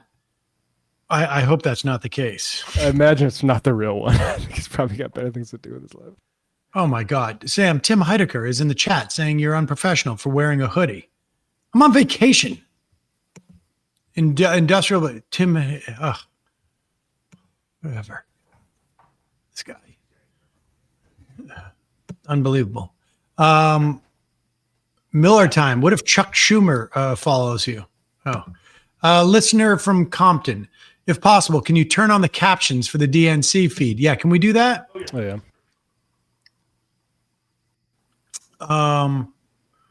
Let's see. How did JD Vance finish law school? When JD Vance hangs out with his actual friends, what do they talk about? Says medium literacy. Well, he may also not have any friends to hang out with. Phineas Herb. It's not that the DNC or campaign don't believe it's genocide. It's not that they aren't aware Gaza is occupied. It's that they trust the occupier government. It's that acknowledging any of it is not politically expedient or practical for their own personal or imperialistic goals, and it will all be excused as the immutable nature of politics. Providence is bigger. Hasanabi got kicked out of his recording booth. Okay, well, I mean, good. Captions, please. Sorry about that, folks. We should have had that from the beginning. I called Joyce Beatty's office right before Biden dropped out when you recommended it, and the aide did not seem surprised, says Eric in Ohio. But today, I just got a voicemail for Uncommitted. Interesting. Cattletown Napper. If it wasn't for Gaza and how the campaign's been handling these warily spots would be exciting. Yep. These warily spots? I'm not sure what the word, but I get what you mean in general. Kyle Gass lost a tremendous amount of work and potentially an entire career over his joke about the Trump shooting. Hulk Hogan won't lose a single gig. Yeah. I think Tenacious D will be back. I mean, nobody remembers that. Yeah. I think he was just, I think that was, I don't think he lost his career. I think, Jack Black was doing, spots for Biden maybe at the time, or Harris. He was doing some spots, and I suspect it was done out of like wanting to protect the campaign. And I don't want to be an issue. Yeah. Yeah. Fart Twain. That segment got old. Fart Twain. I used to have quite a few guns, including ARs. I had my daughter and decided I shouldn't have them around, so I got rid of most. There was a lockdown at school next to hers last year, and I've never been more scared. I'm all for an assault weapons ban. Yeah, I think that is pretty wide sentiment, frankly. Hello, Chicago. Who's that? Kelly. Hello, Democrats.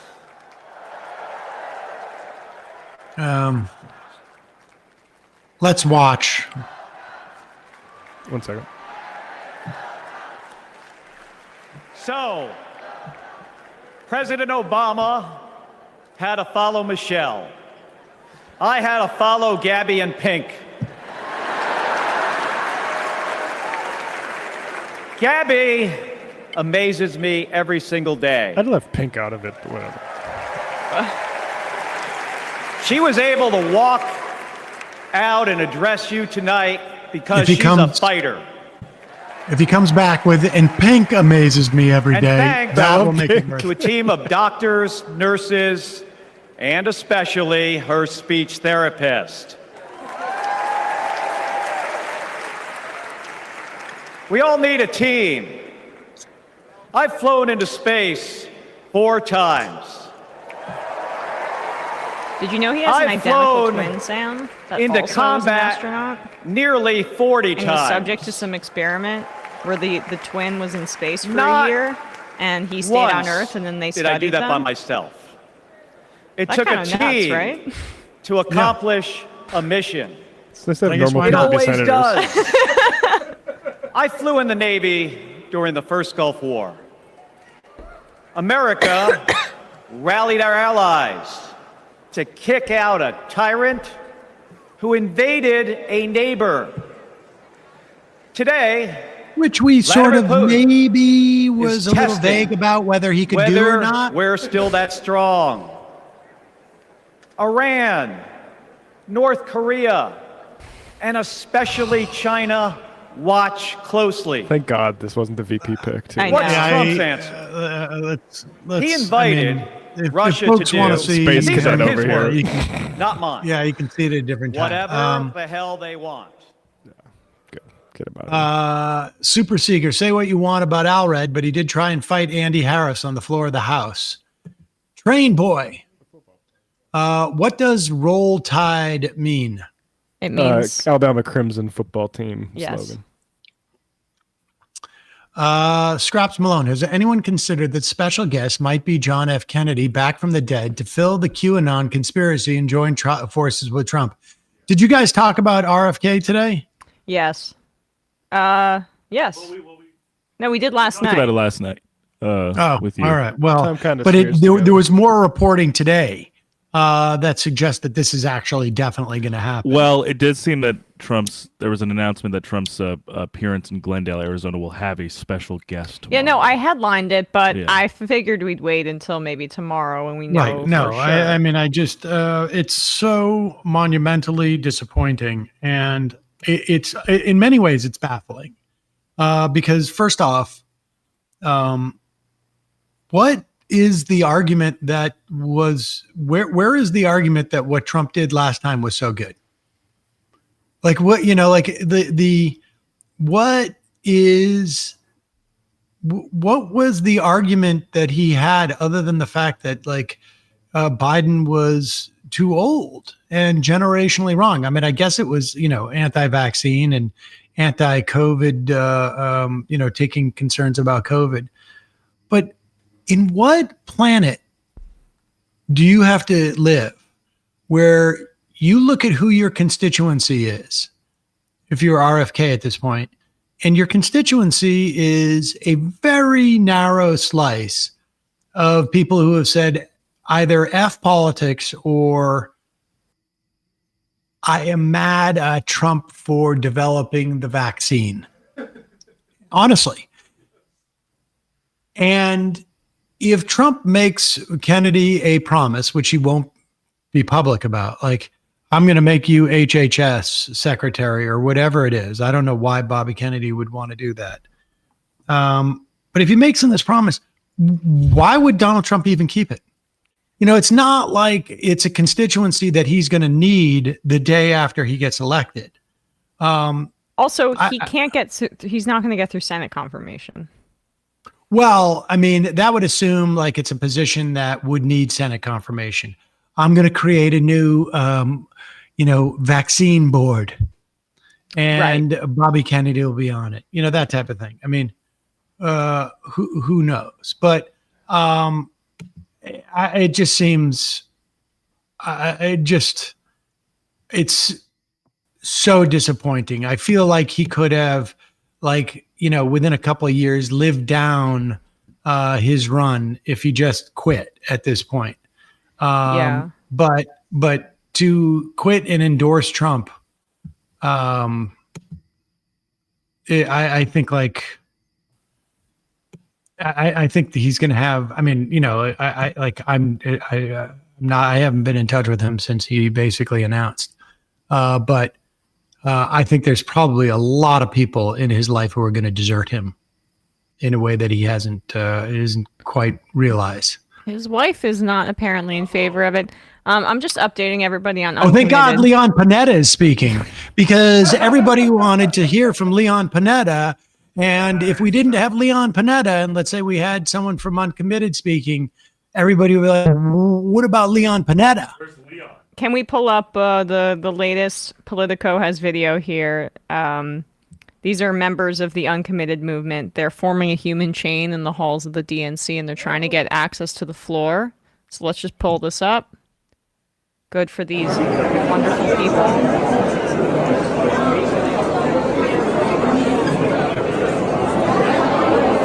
And their keffiyehs, this was pointed out to me today by Daniel Denver. They all say Democrats. Yeah. They say Democrats for Palestinian rights. And that's really strategic because a lot of the organizers in interviews have been saying, we're voting for Harris. We just want to be heard. And there's a ton. I mean, Nina Turner honestly faced the brunt of this in her primary in Ohio, where there's a lot, I would say a great majority of Democratic voters who say, like, if you don't vote for the Democrat, we basically dismiss you altogether. And so they're trying to be really, really strategic here, which I think it's worked. Like, they outmaneuvered the Harris campaign. It's proven a point. Yes. Yeah. Yeah, without a doubt. And the DNC. And I mean, Jamie Harrison, who runs this, like, what a moron. We should also just be clear that, we don't know entirely. We'll get some, I think, probably reporting on this. But Jamie Harrison is an actual idiot, and I would not be surprised if his fingerprints are all over this. It's worthwhile dwelling on that point. Jamie Harrison was arguing with people with like 40 followers on Twitter about whether Joe Biden or something should drop out of the race. Like an absolute, like genuine moron. And yeah, he's I mean, all of of his arguments with Nate Silver and this and that. I mean, neither one of them do I like, but it's. But the Nate was idea that making I a could mathematical point about the polls. I mean, it's almost as unforgivable to make Nate Silver look good. Yeah. I will tell you this from my own personal experience. People discount. I'm not saying that's what happened here, but there clearly was a huge amount of incompetence that was associated with this. I can tell you that in my whole like Mike Cernovich thing, I will tell you that MSNBC did not mean, I think, to fire me in the way that it was reported. They sort of like, they wanted to just, I had a contract with them that was not really a like pay or play. It was just a very like, the contract was just like, if I come in, you got to pay me on a per spot basis. They were under no obligation to pay me anything, and they were under no obligation to have me on. It was just basically, I had said to him at one point, like, every time I come in there, I got to pay a babysitter, and I don't want to pay out of pocket to come on your network anymore. You can pay me to come in. It was literally that kind of money. Had they done nothing and just not had me on, it would have been a much better, smarter thing to do, but they were dumb about it. And the incompetence of a PR person essentially created this firestorm for them, which they ended up like really taking a beating on. And I'm not saying that's what happened here, but do not discount how much incompetence plays into the idea of just not letting this one speaker speak. And I want to make it clear that I'm only talking in terms of like a purely electoral politics, political calculation. As a moral matter and as a foreign policy matter, they need to go much further. But in terms of like diffusing this political moment, having that state rep on from Georgia, which would have been a in the grand scheme of things, incredibly benign addressing of the problem, and not nearly sufficient. But it would have cost them nothing, and it would have gained them so much more. It's just a poor political calculation. Agreed. Somebody hopefully will get fired because of it, but that won't fix anything by any stretch of the imagination. Yeah, I mean, Prem Tucker spoke to them, and they're all saying basically unforced error, stupid, mistake, things like that. That's what a lot of the organizers are saying. We'll see. I mean, they're hopeful, but also everything's been so vague of what they've been told. She's got to correct this somehow. I hope to God that she doesn't display like a level of arrogance that like would cause her to just completely discount this. A Biden-esque arrogance, one might say. Right. I don't think she is that. And Jamenta made the point that the big thing that she's benefited from is a break with Biden. And the more that she like defers to this crap and the more she associates with him, I think the worse. And that might be the balance of the election. So we'll see. Do we want to hear what's Leon Panetta talking about? Ukraine? Probably. Let's hear what he says. One choice. I love when the military Let me guys tell tell me I you have one something. choice. When she takes her oath of office, as she will this January,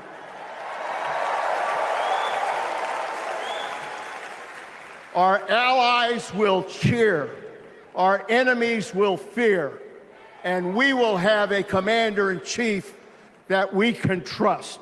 God bless our veterans, and God bless our country.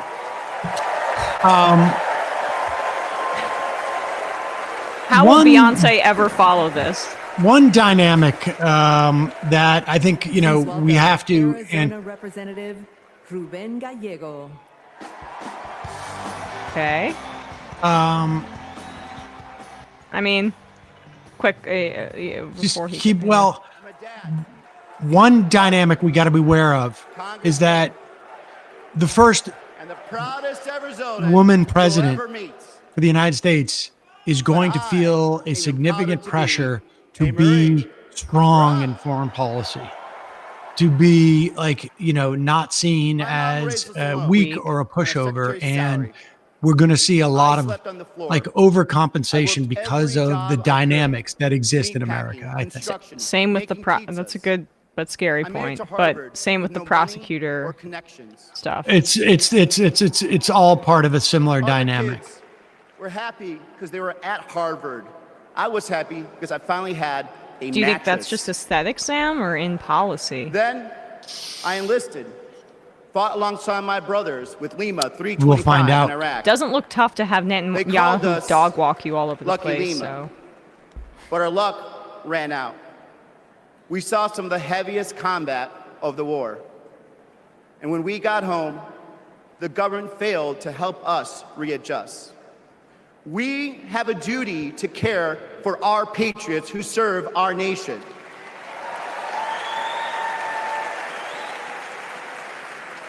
For the Vietnam veteran and Buckeye who relies on the VA for his medication. For the Afghan veteran in Pittsburgh who finally got treatment for his PTSD.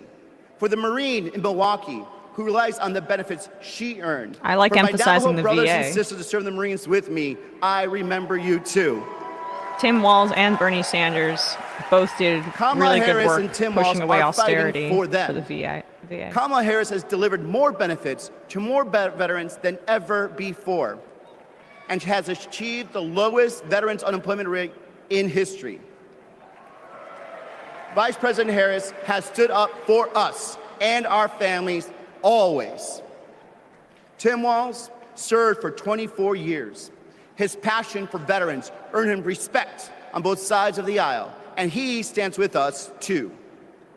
In fact, let me introduce you to some of the many Democrats who understand what service means, because we put country over politics. I mean, and we can turn him down. I mean, I don't think he's a great. He's not a great speaker. But the point is that they are bringing up this stuff right now. Like, we are very close, right, to Harris. We're getting, people are really starting to tune in to watch Harris's speech, and this is they want this close proximity. They want to talk about the military because of that very thing. This is it could be about the care economy. That could have been an option.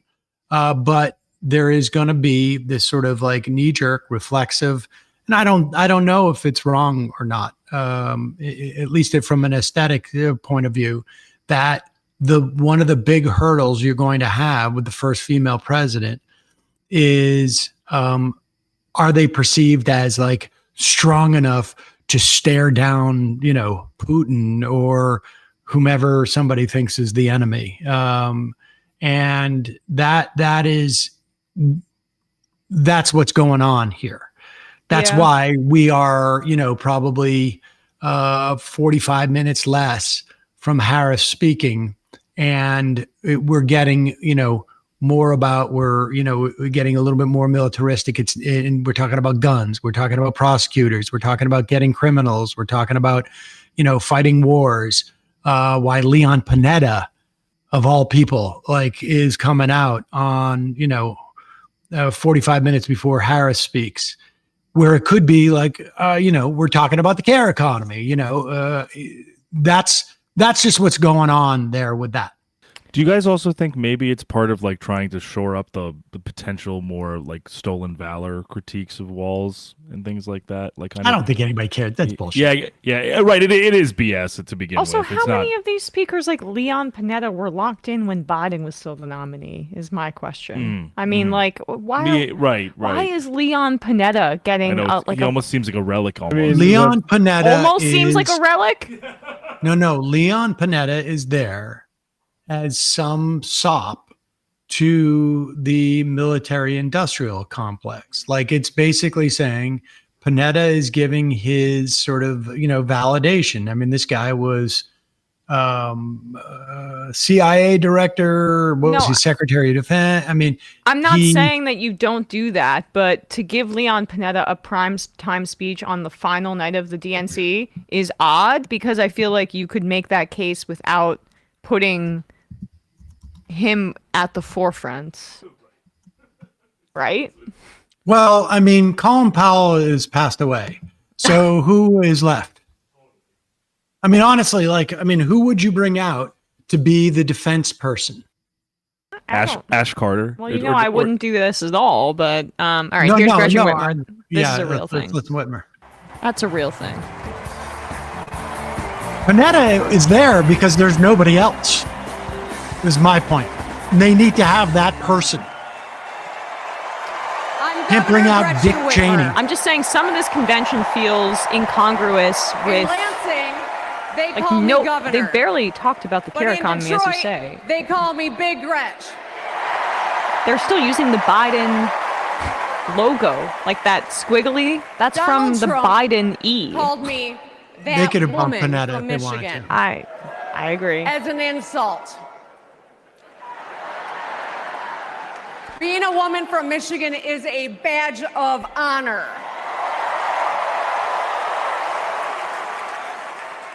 Like women across America, we just GSD. Get stuff done. Come on. Curse. At 29, I joined the sandwich generation. Sandwiched between working and raising my newborn and caring for my mom, who was dying from brain cancer. It was hard, but not extraordinary. It's life. Those nights reminded me who I was fighting for. People just trying to make it. Kamala Harris knows who she's fighting for, too. She took care of her mom, who also battled cancer. As president, she'll fight to lower the cost of health care and elder care for every family. She's lived a life like ours. She knows us. Donald Trump doesn't know you at all. You think he understands that when your car breaks down, you can't get to work? No. His first word was probably chauffeur. Just a good politician. You think he's ever had to take items out of the cart before checking out? Hell, you think he's ever been to a grocery store? That's what the chauffeur is for. But Kamala Harris, she gets us. She sees us. She is us.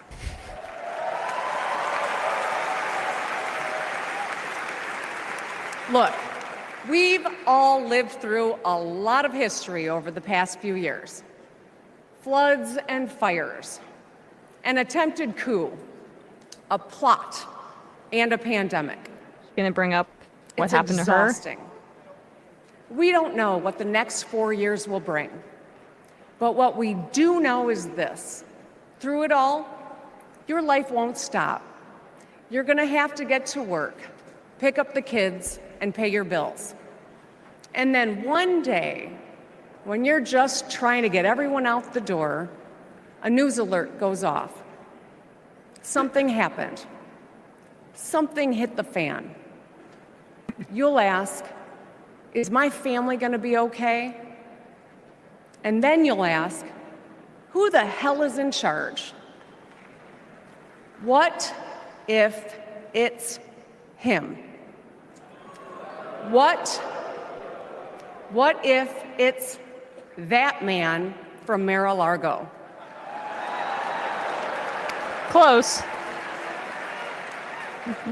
I know. How old is Maxine Waters now? In a crisis, She's 85 we years need old. someone strong enough She can to still come beat up up with a Michael plan, Tracy. to tell the truth and to bring people together. Right now, before the crisis, is when we get to choose. Why wouldn't we choose the leader who's tough, tested, and a total badass?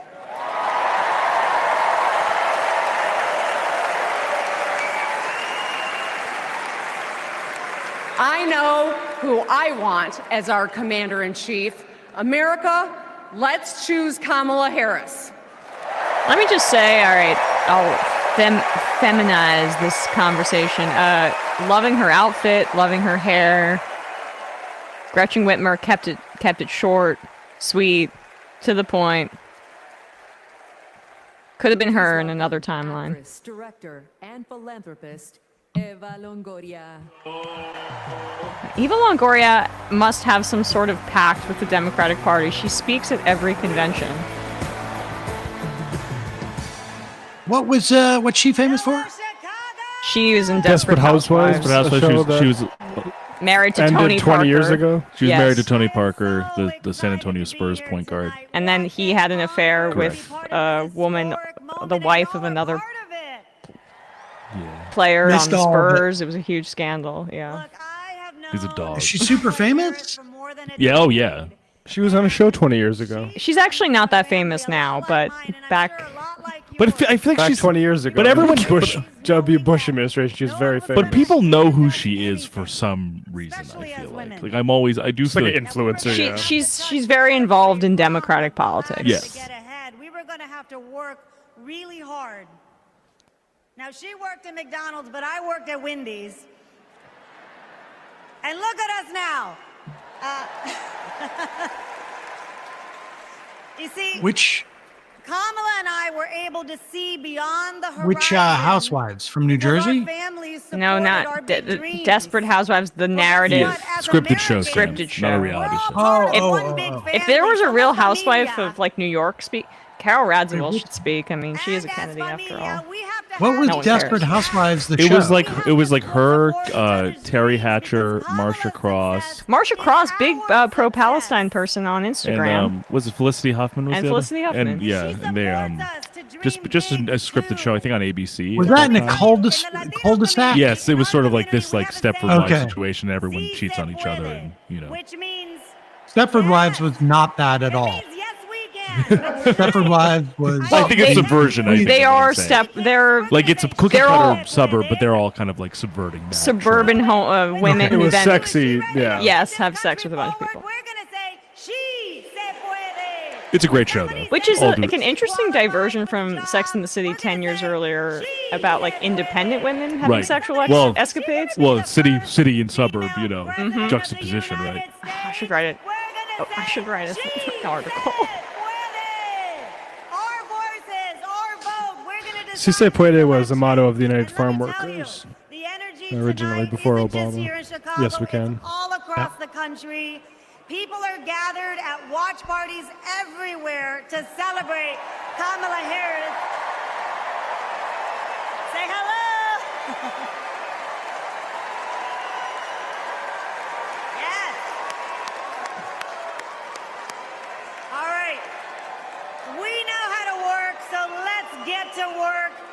Let's turn all of this enthusiasm and joy into action between now and November 5th. Let's go. She se puede. She se puede.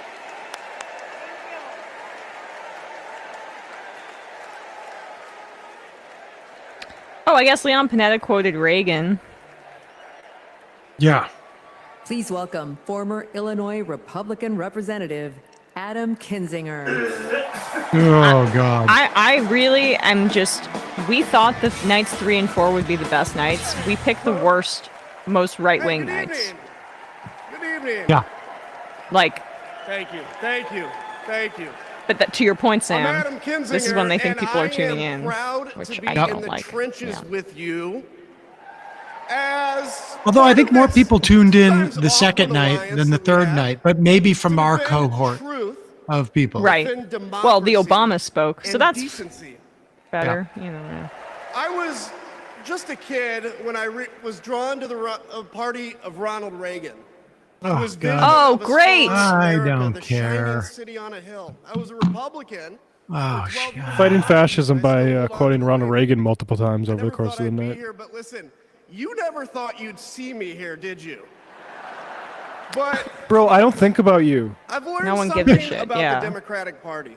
Just get your And I show on want to MSNBC let and my leave us fellow alone. Republicans Yeah, in no, on this is And this is honestly, The Democrats couldn't there? are as Isn't there a more patriotic sort of as like us. Republican-looking Republican? He's schlubby. Get Well, he's a- Mitt Romney here. well, or he- somebody. well, also Sam, he's a blue state John Republican Huntsman. too. Where's John Huntsman? Yeah. Yeah. Like, we need a Utah guy. He's a blue state Republican, and like he did the Liz Cheney thing. January 6th so-called radicalized him, but he probably still thinks that Democrats abort babies once they come out of the, once they come out of the birth canal. Brings no people. Conservatives have ever been. The target audience here is the Lincoln Project. Because I've learned something about my party too. Something I couldn't ignore. The Republican Party is no longer conservative. It has switched Good. allegiance Shut from up. the I can't. principles that gave Yeah, us purpose kiss my. to a man whose only purpose is himself. Do we Bring want it all the way down? You were I stupid for being a Republican. You're still stupid. Get off the stage, stupid. The worst thing about this is a good opportunity to completely attack Republicanism. And you don't have to say Republicans are bad, but you can say the principles of Republicanism are bad. That Donald Trump was naturally derived from the path that they were taking. And that when they had the ability to take this path in an unrestrained way, they took it and it brought us Donald Trump. Donald Trump is the natural, what naturally accrues from the Republican project over the past 40 years. It's really it's such a bummer to hear this dude. It's such a bummer and such a departure from what the campaign strategy has been, which is like Republicans are weird, these guys are weird. It's like, I don't know. I mean, why are we going to talk about Reagan? I guess they're exceptionalizing it, but that's crazy. They were so normal when Reagan was normal. Reagan was Yeah. completely normal. Apparently. Fell off the leftist boat. I got to say that this purity testing the show does these days is so depressing. Okay, I'm not sure what purity testing you're referring to. A Palestinian speaker would only have to say a single free Palestine, and there would be significant political consequences. Well, I think we know what the Cool, I political want those. consequences are. Well, we know what the political, if you're talking electoral consequences are. I mean, we've seen the polling on this. It would help Harris. All the protests have wound down. The undecided cohort has dried up real quick with Biden dropping out. If you can't understand that this is a vibe race to the White House, then I expect the Jimmy Dore turn any day now. Well, first off, I will say this: like, I get that. I think the thing that I would say is correct is that I think that the Harris campaign has made the political calculation that they've been able to attract enough young people. Enough of the people who were turned off by Joe Biden have come home that they do not think this is an issue that they need to deal with. And I'll tell you something, this is the thing. It's not a question of purity. I mean, I think it's immoral for them not to address it. But I think I the also purity is keeping Palestinians out of it, frankly. But what do I know? Continue. Well, yes, exactly. And you know, I mean, from my perspective, I think I've been quite clear that I don't think that there's a lot that Harris can do materially at this point. But I do think that like there is an electoral advantage to her to acknowledge the humanity of Palestinians. And simply saying ceasefire after 11 months of saying one form or another of it and getting nowhere is not sufficient to communicate that she has a difference with Biden's policy on this. Or leaking things to the press as opposed to having it come out of her mouth. But there's really, I mean, what's been leaked to the press that there's any difference? The call to the Rashida Tlaib guest who lost 150 members, the fact that she's more sympathetic, the fact that Biden watered down the ceasefire language in March. These are little leaks she's been doing strategically to These demonstrate. are tiny things to leak. You know what I mean? Like, I agree. the Biden That's administration exactly what I'm saying. No, but I'm saying you could leak stuff like Harris is going to change course. Follow the law. Harris is going to follow the law. Like that could be the leak. And that would be a much more significant leak. I mean, we've seen bigger, like sort of anti-Netanyahu leaks from the Biden campaign. Like he's really angry. But I am saying that. I'm saying that the leaks are insufficient. That's my point, is that those leaks don't meet the moment. That's and it's my crazy point. if they thought they did, frankly, and all those people would be fired. And I think what we're arguing is that, it's very possible. And I've said from the beginning, I didn't think it was a first order problem that you would lose, that the votes that you would lose would be the biggest problem, that the biggest problem would be the level of enthusiasm. And they clearly feel like they have achieved the level of enthusiasm. I do think, however, they are underestimating what damage can be done between now and November 7th in terms of Harris has had a honeymoon period.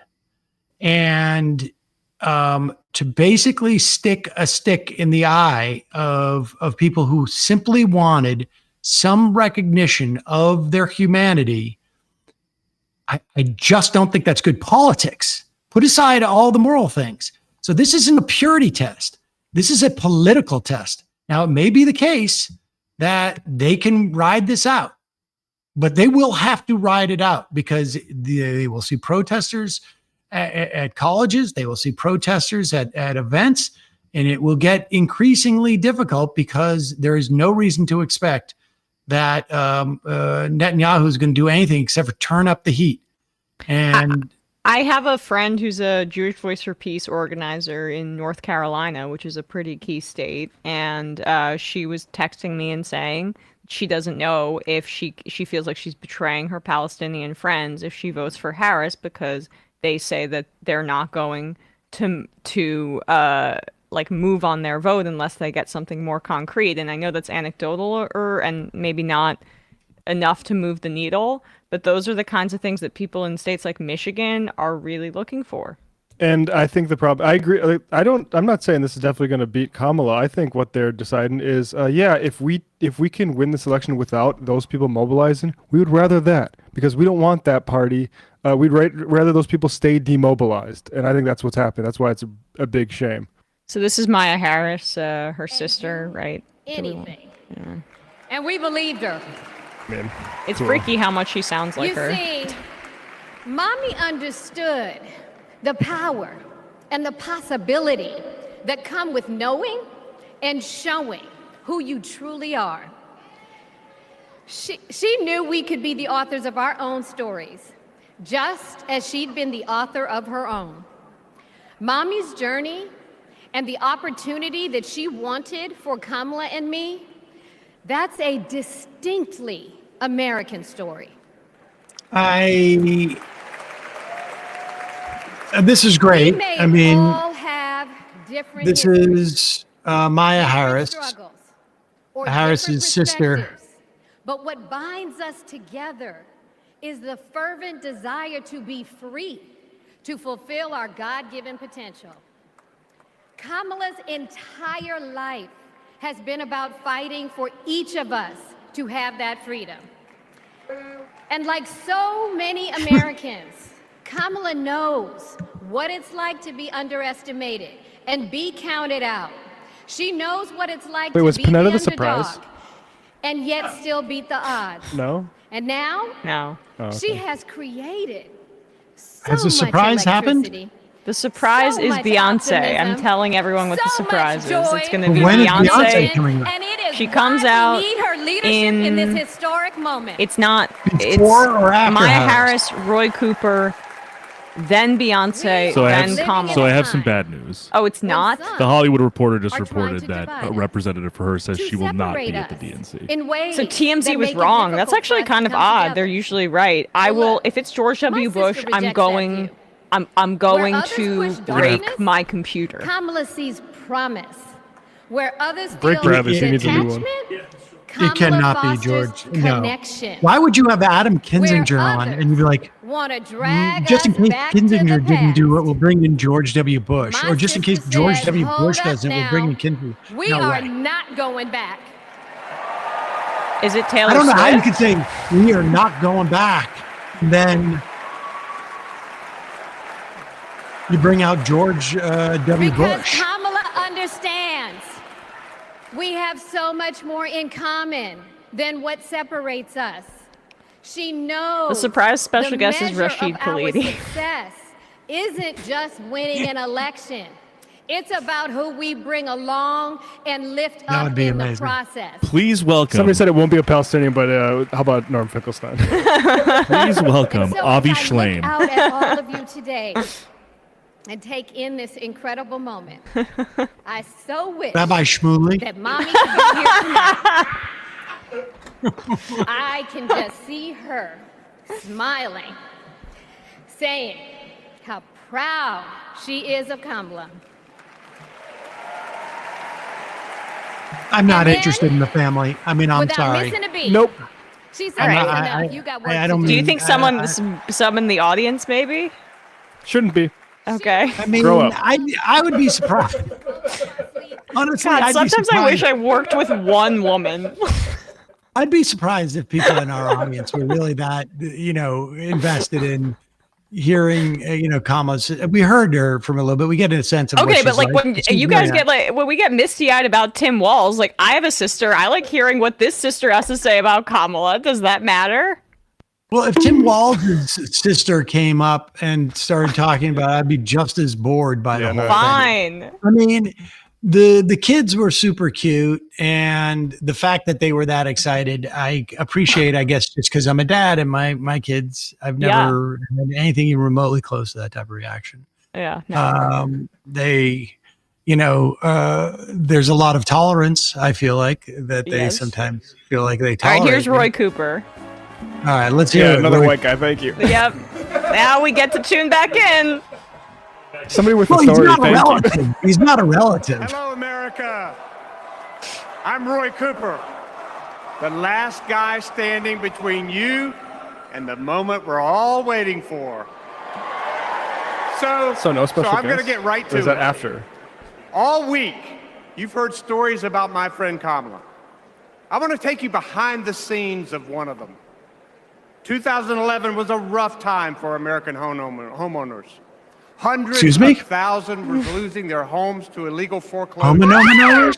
I was Attorney General in North Carolina, while Kamala had just become California's. All the AGs were close to a settlement with the big banks, and it was a pretty good deal. Would have meant $4 billion for California families who'd been ripped off. I know that sounds like a lot, but Kamala said, hang on a minute. I've met these families.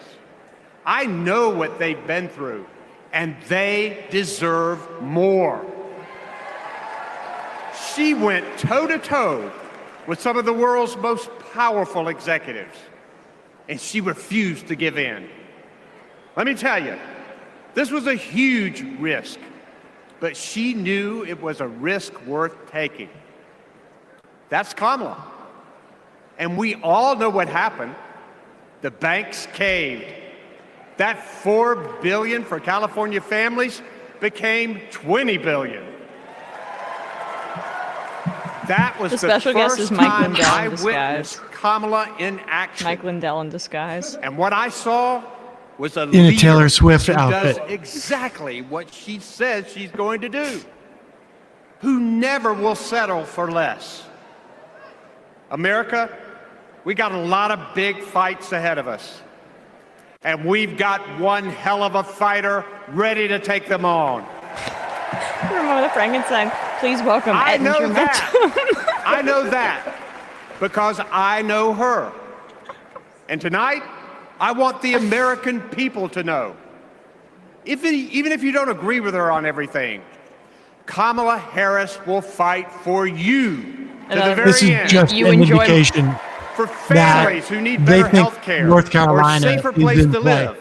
Kamala will fight for Trump's you. been there 3 times in 4 parents weeks, who and want better schools that's for their kids, and for workers Cook Report worried just changed about it a to toss-up, secure and that's retirement where for themselves. RFK was on the ballot. By the way. Kamala And interestingly, will fight too, for North you. Carolina polling has shown that there For might be a Doug any one of our Mastriano allies, effect going on with Mark anywhere in the Robinson. world, In that his wondering if polling, America the state still polling for has your Biden is back. closer, but he's Remember losing by this. at least 5 to 7 Kamala points will to the fight North for Carolina you. nominee Josh Stein. And when she fights, All right, also we say win. that Trump apparently Kamala's ready. Kamala's just turned ready. him down a little The bit. question is, Uh, are we? Trump on Truth Social apparently put out like this thank you to Brian Kemp in Georgia, which also indicates that somebody got to Trump and said, look, dude, we're in trouble in Georgia. You got to start kicking some ass. A lot of people are being funny about who the special guest will be. Meaningless poll says Ken Bone. You enjoy my socialism says the special guest is Netanyahu. Stand up, America. Are we gonna stand up? Hello, Chicago! The Democrats are the progressives again. I think this could actually be a thing. Bingo Mosquito says Al Gore. That could be a real one, but that would be pretty anticlimactic. Franken. Oh. Yeah, Al Franken would be great.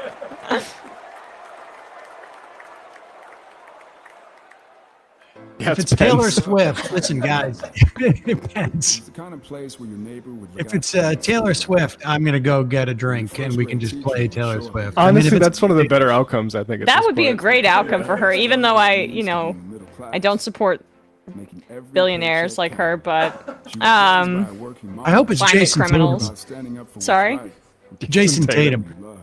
Actually, He got that would be screwed really in the bad for Olympics. Kamala. No one likes Jason of our Tatum. mother, the Sorry. fighting spirit I'm not a of big our fan of mother, it. I mean, the I'm now more. compassion. She was all of I want 5 feet Jalen tall. Brown, and then he Drew. comes out and says free Palestine. That would be our awesome. mother, if I'd ever come home complaining about anything, she wouldn't have it. The first thing she'd say is, well, just stop the complaining. Just tell me what you're going to do about it. And since she was a young girl, Kamala Harris has been fighting for families. Sounds like one the she special grew up guest is not going to be next. It That sounds is like Kamala. She End of the night. Is it can't Springsteen help or herself something? From Closing out the standing thing, yeah. up for Yeah. people and standing up for what she thinks is right. She has been that way our whole lives, being a protector. Right? Doesn't See, she I sound feel like exactly this is like the her? place- This is the place where you had the sister. You know, Looking I mean, back now, I Okay, could well- say it was her calling.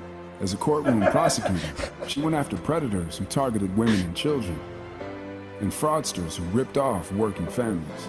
And she put dangerous gang members and human traffickers behind bars. This is to your We point, didn't have Sam. partnerships with Oh, DOJ yeah, this is all- or FBI or DEA or any of those law enforcement agencies. Now we all work This is the segment collaboratively. for She my- was the my person lawyer who parents built the that are gonna foundation love this crap. and how we do criminal justice in America.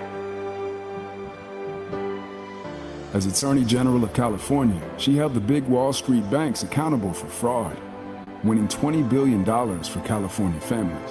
She took on one of the largest for-profit colleges that were scamming students. And in the She did Senate, good on that. She fought for her constituents with the determination of the prosecutor, standing up for reproductive freedom. Can you think of any laws that give the government the power to make decisions about the male body?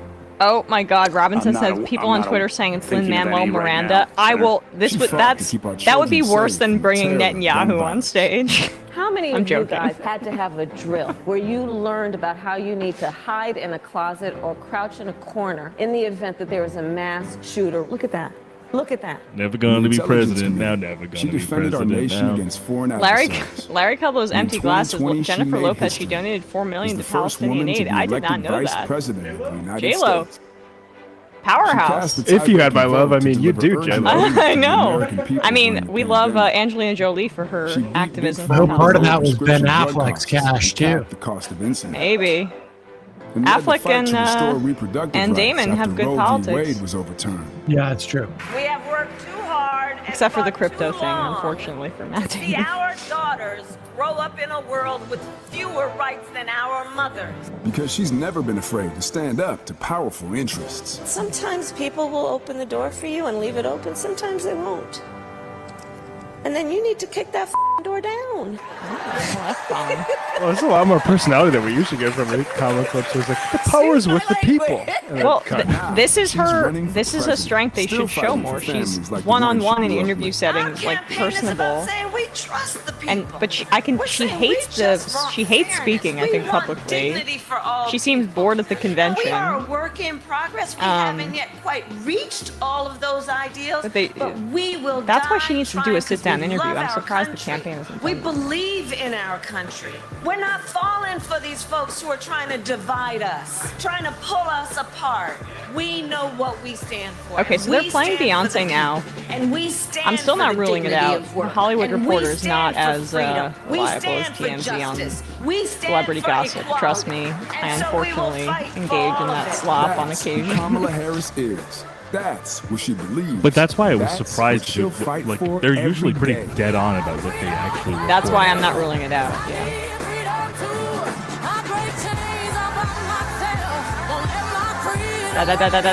Bring it down. Bring it down. Yeah, other way. Blah, blah, blah, blah, blah, blah, blah, blah, blah. Even though this is one of the best songs on my workout playlist, so I always get hyped up. All the way. Until she comes back.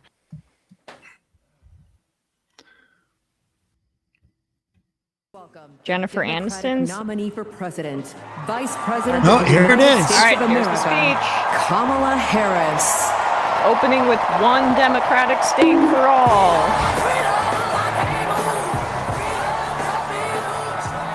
Okay, we'll talk over this. We will talk over the. Beyonce song, even though it's a Beyonce, banger. don't sue us because we're just trying to. Yeah. I'm telling you, I Well, love this song. She won't sue us. Would she sue us? Is this Beyonce? Yes. I don't know. Yes. This is from Lemonade, which is widely heard that. considered to be her best album. Never heard. Here, never I'll- heard. I'll- Although I this like song 4 the or- most. Here, this is my anti-IP. You know, you know, try to encourage people to post and try to, you know, help them if I can. My favorite part about that drop is that it gets Sam every time. Because he can It's picture his face. amazing. Yeah. It's amazing. Yeah, totally.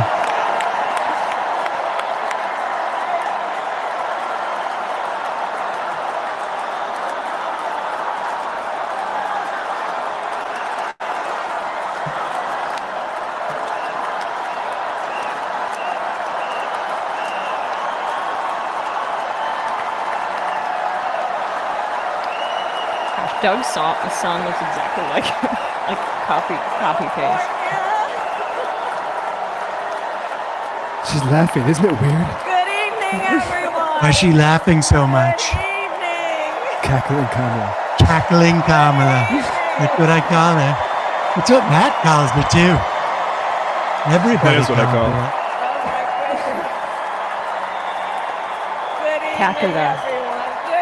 Cackler. I wonder if she'll be black tonight. We'll see, I guess. Whatever fits, I guess. She's gonna transform in like an Animorph. Funny that they had Steph Curry talking tonight. Coincidence? Why they bring the curry if she's black? Thank you. Thank you. Thank you. Thank you. They're taking shots. Again. Wish I could. You're not Joe. You're not Yeah. Joe. You're not Joe. Thank you all.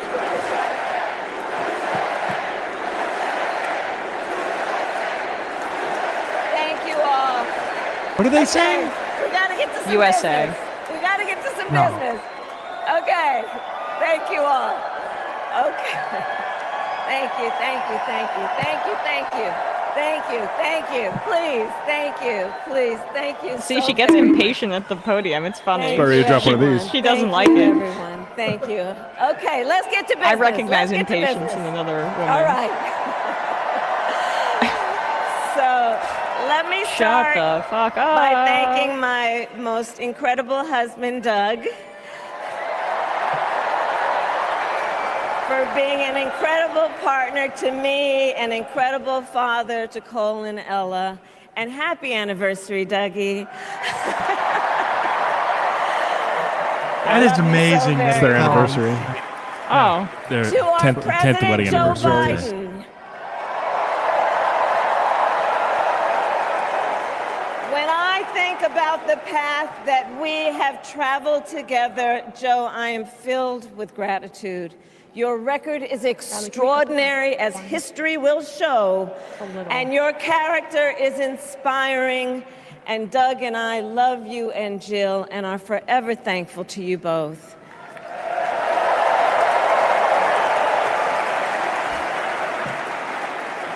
And to Coach Tim Walz. I keep calling him coach. I mean, he's the freaking governor of the state. Yeah. Assistant You coach. are going to be an incredible Coaches vice are cooler than president. governors. And to the delegates and everyone who has put your faith in our campaign, your support Sorry, is Sam. I had him turn humbling. it up too high. Keep going. So, America, the path that The led thing me that here Walz in does, recent weeks was no Rachel doubt Maddow ruined it unexpected. for me. I'm sorry. So, But I'm no stranger Okay, well, to he's unlikely reclaiming it. We don't need to journeys. think about Maddow anymore. So, that's my purity mother, our test for mother, Walz. Kamala Harris, had one of her own. So depressing And you do I all miss these her purity every tests. day, and especially right now. And I know she's looking down, smiling. I know that. So my mother was 19 when she crossed the I hope the world special guest is, alone, Donald traveling Harris. from India to California with labor an theory of value. unshakable dream to be the scientist who would cure breast cancer. Mother-daughter stuff always gets me, so. When she finished school, she was supposed to return home to a traditional arranged marriage. But as fate would have it, she met my father, Donald Harris, a student from Jamaica. They fell in economist. love Oh, yeah. and got married, and that act of self-determination made my sister Maya and me. Can I have the Growing birth up, certificate? we moved a lot. I will always remember that big Do we Mayflower know if truck they're in America? packed with all our belongings, ready to go to Illinois, Kenya. to Wisconsin.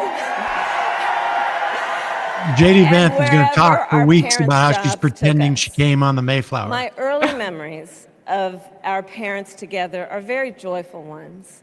A home filled with laughter and music, Aretha, Coltrane, and Miles. At the park, She's trying to my pretend mother like would she's say, black. stay close. But my father would say, as he smiled, run, Kamala, run, don't be afraid, don't let anything stop you. Oh no, it looks like there's a protester there. I'm staying in the race. From my earliest years, he taught me to be fearless. But the harmony between my parents did not last. When I was in elementary school, they split up. And it was mostly my mother who raised us. Before she could finally afford to buy a home, she rented a small apartment in the East Bay. In the Bay, you either live in the hills or the flatlands. We lived in the flats. Somebody said it will be a Bay Area related working guest. class neighborhood of firefighters, nurses, and construction workers. All who Bobby tended their Weir? lawns with pride. Jerry Rice. My mother, she worked long hours. And like many working parents, California she related? leaned Kendrick on a Lamar? trusted circle But that's to not help Bay raise Area. us. Oh. And Mrs. Kendrick Lamar, Shelton I hope No, I wouldn't do know. that. ran the daycare below us and became a His second music was mother. included. Uncle Sherman, Aunt Gavin Mary, Newsom. Uncle Freddie, Auntie Chris.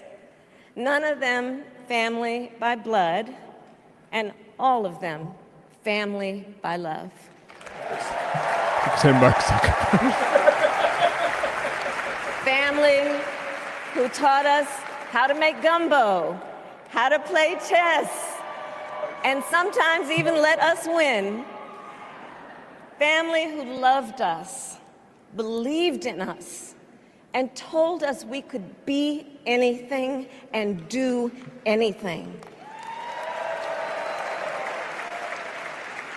They instilled in us the values they personified: community, faith, and the importance of treating others as you would want to be treated, with kindness, respect, and compassion. My mother was a Coconut Clarity brilliant, thinks the 5-foot-tall, special guest is Willie Brown. woman with an accent. And as the eldest child, I saw how the world would sometimes treat her. But my mother never lost her cool. She was tough, courageous, a trailblazer in the fight for women's health, and she taught Maya and me a lesson that Michelle mentioned the other night. She taught us to never complain about injustice, but do something about it. Do something about it. I agree with that. That was my mother. And she taught us, and she also taught us, and never do Kowalski anything says the special half-assed. guest will be the Baileys. And that is a direct quote. A direct quote. I grew up immersed in the ideals of the Danny civil Glover rights is from movement. San Francisco. That'd be My good. parents had met at a civil rights gathering, and they made sure that we This is interesting learned to me. about civil Don't rights think it was leaders, Monica including Lewinsky. the lawyers like Thurgood Marshall and Constance Baker Motley. They met at Those who battled in the courtroom to make real the promise of America. some radical So civil at a rights young age, I college decided organizing. I her wanted to parents do met. that work. I wanted to be a lawyer. And when it came time to choose the type of law I would pursue, I reflected Her on parents' a pivotal generation had moment the in my better life. You see, when I was in Yeah. high school, I started to notice something about my best friend Wanda. She was sad at school, and there were times she didn't want to go home. So one day I asked if everything was all right, and she confided in me that she was being sexually abused by her stepfather. And I immediately told her she had to come stay with us, and she did. This is one of the reasons I became a prosecutor, to protect people like Wanda, because I believe everyone has a right to safety, to dignity, and to justice.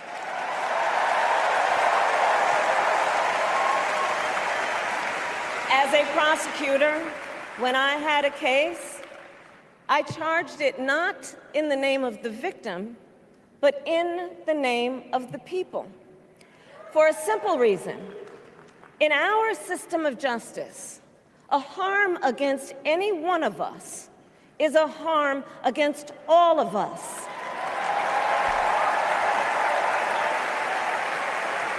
And I would often explain this to console survivors of crime, to remind them no one should be made to fight alone. We are all in this together. And every day in the courtroom, I stood proudly before a judge and I said 5 words: Kamala Harris for the people.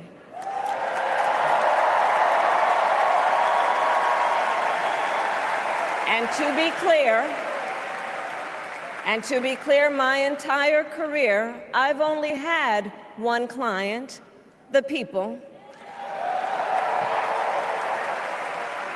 And so, on behalf It is interesting. I guess she never of worked the for a private people, firm. On behalf of every American, regardless of party, race, gender, or the language your grandmother speaks, on behalf of my mother and everyone who has ever set out on their own unlikely journey, On behalf of Americans like the people I grew up with, people who work hard, chase their dreams, and look out for one another. On behalf of everyone whose story could only be written in the greatest nation on earth, I accept your nomination to be President of the United States of America. So the thing that the pundits have been saying about her is we don't know her story. So that's what that was. I thought that was pretty decent, describing her background. Now I want some policy.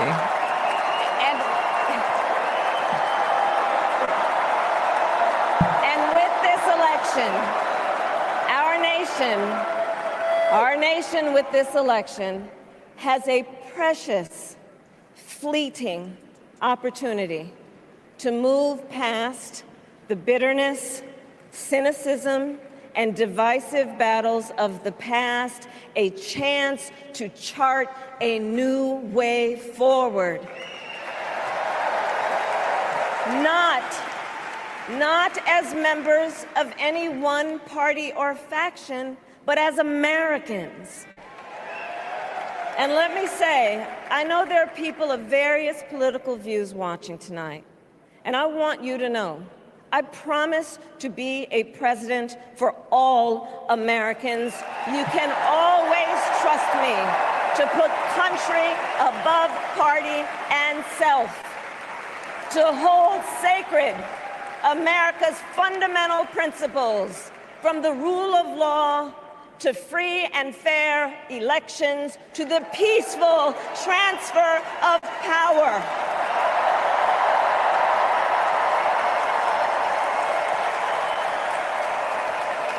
I will be a president who unites us around our highest aspirations, a president who leads and listens, who is realistic, practical, and has common sense, and always fights for the American people. From the courthouse to the White House, that has been my life's work. As a young courtroom prosecutor in Oakland, California, I stood up for women and children against predators who abuse them.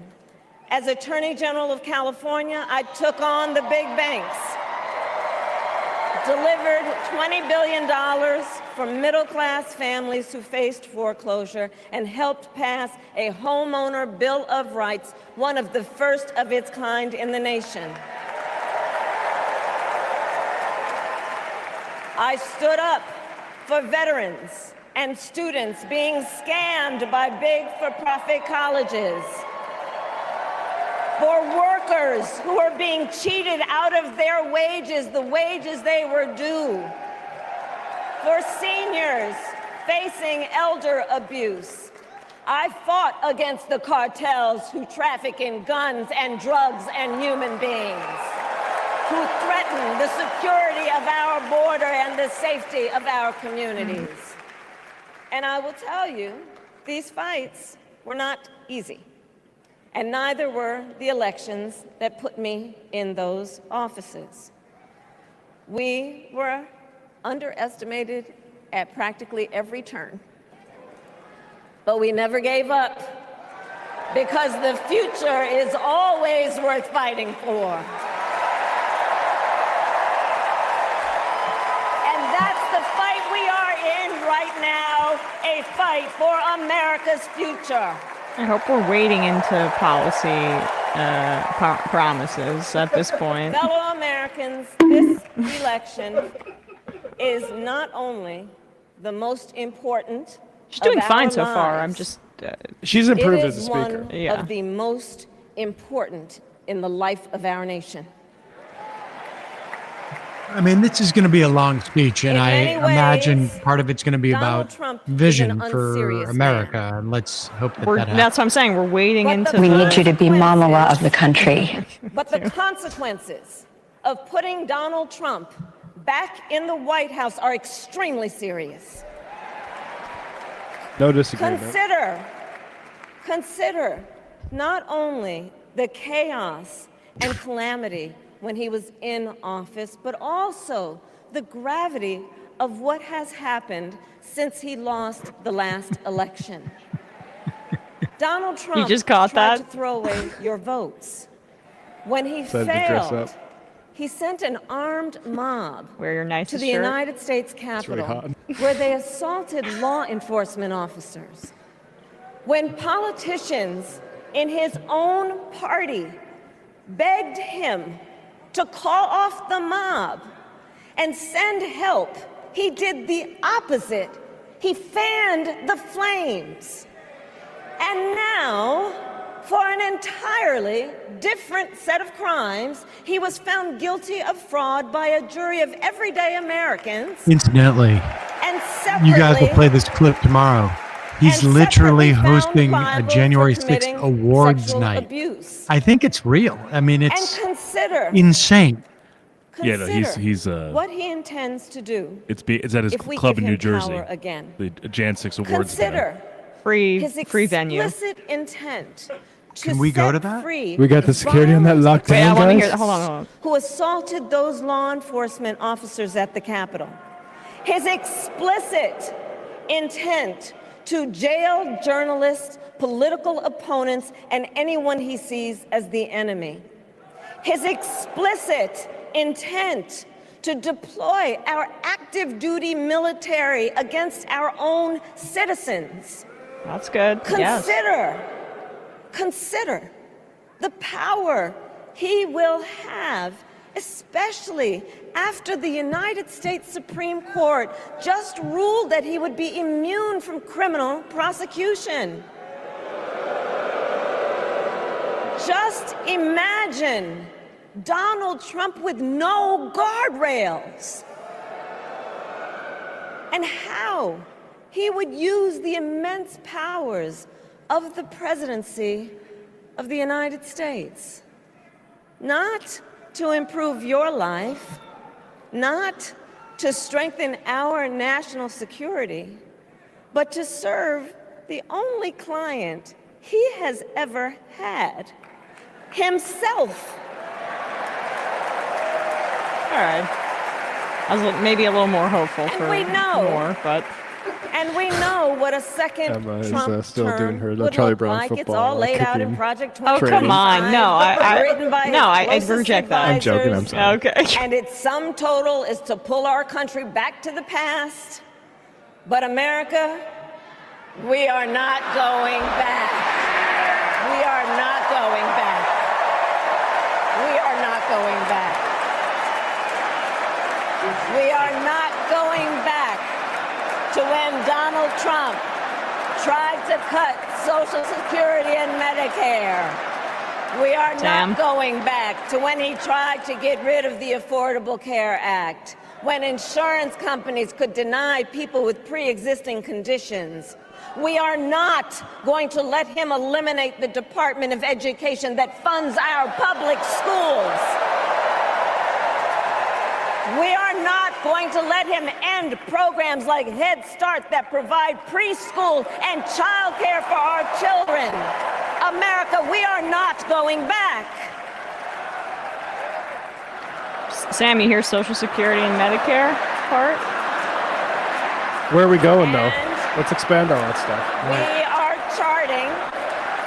We are charting a new way forward. Okay. Forward to a future with a strong and Do you not know growing what middle the shirt class, is? because we know a strong middle class has Yes. always Oh my God, been that's the critical Koch brothers to shirt. America's success. And building that middle class will be a defining hadn't goal of seen my that. presidency.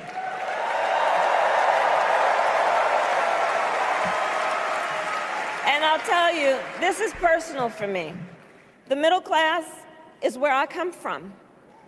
My mother kept a strict budget. We lived within our means, yet we wanted for little. And she expected us to make the most of the opportunities that were available to us and to be grateful for them. Because, as she taught us, opportunity is not available to everyone. That's why we will create what I call an opportunity economy where everyone has the chance to compete and a chance to succeed. Okay. Whether you live in a rural area, I agree with small that. town, or big city. And as president, I will bring together labor and workers and small We got business enough owners competition and in that entrepreneurs regard. and American companies. How about we to need to create compete jobs, for a to little grow bit our less? economy, Yeah. and to lower the cost Let's of raise the everyday needs like And if you really healthcare need and to compete, housing and we'll have an groceries. opportunity. We That's will mine. provide access to capital for small business owners and entrepreneurs and founders. And we will end America's housing shortage and protect Social Security and Medicare. Now compare that to Donald Trump, because I think everyone here knows he doesn't actually fight for the middle class. He doesn't actually fight for the middle class. Instead, he fights for himself and his billionaire friends.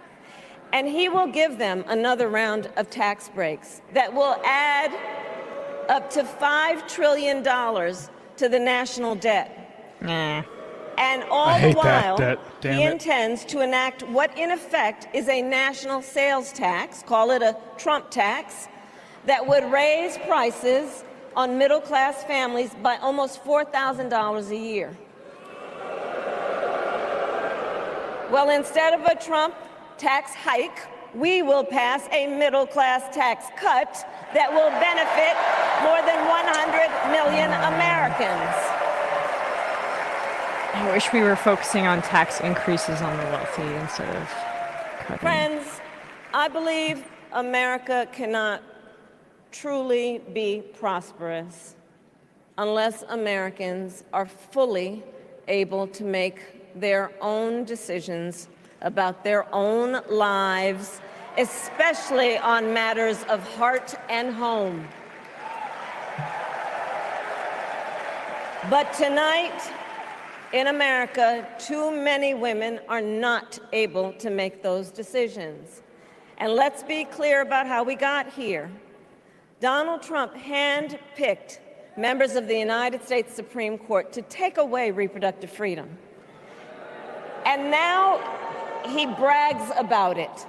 In his words, quote, "I did it and I'm proud to have done it," end quote.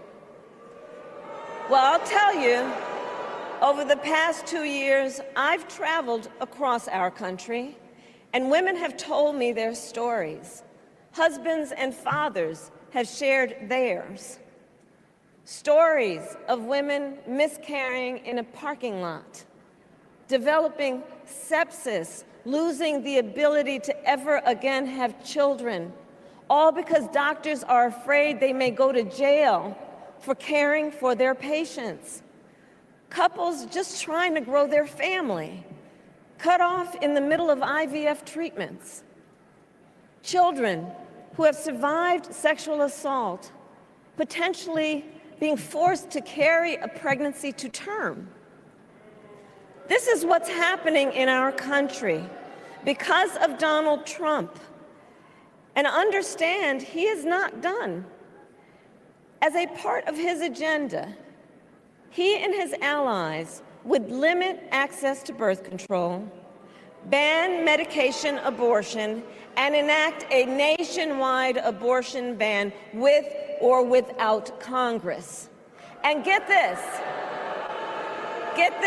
he plans to create a national anti-abortion coordinator and force states to report on women's miscarriages and abortions. Simply put, they are out of their minds. So I'm kind of disappointed by some of the economic stuff. I feel like Walls was stronger. But this is good. One must ask, why exactly is it that they don't trust women? Well, we trust women. We trust women. And when Congress passes a bill to restore reproductive freedom, Filibuster. as President of the United States, I will proudly sign it into law. I would hope so. Yeah. Can she eliminate the filibuster to make that happen? Please say something about that. In this election, many other fundamental freedoms are at stake. Never The mind. freedom to live safe from gun violence in our schools, communities, and places of worship. The freedom to love who you love openly and with pride.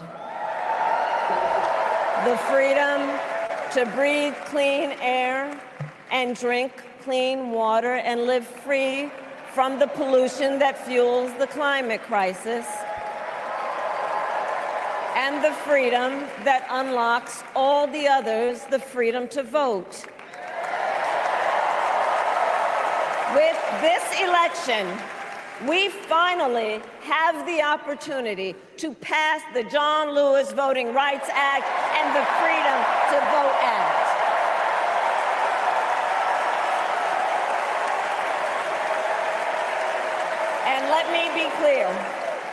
And let me be clear. After decades in law enforcement, I know the importance of safety and security, especially at our border. Last year, Joe and I brought together Democrats and conservative Republicans to write the strongest border bill in decades. The Border Patrol endorsed it. But Donald Trump believes a border deal would hurt his campaign. So he ordered his allies in Congress to kill the deal. Oh my God. Well, I refuse to play politics with our security. And here is my pledge to you. I will sign that As right-wing president, I border will bill. bring back the bipartisan border security bill that he killed, and I will sign it into law. Fuck yeah. I know. I'm staying in the race. We can live up In spirit, to in this our regard. proud heritage as a nation of immigrants and reform our broken immigration system. We can create an earned pathway to citizenship and secure our border. Earned? That was part of the deal. Fine. And I mean, America, but- we must also be steadfast in advancing our security and values abroad. As Vice President, Holy I crap. have confronted Moly. threats to our security, negotiated with foreign leaders, strengthened our alliances, and engaged with our brave troops overseas. As Commander-in-Chief, I will ensure America always has the strongest, most lethal fighting force in the world. Mark Lane says, I want her to make comedy And I legal will again. fulfill our sacred Save the obligation to 250. care for our troops and their families, and I will always honor and never disparage their service and their sacrifice. She's doing a pretty damn centrist speech here. Yeah.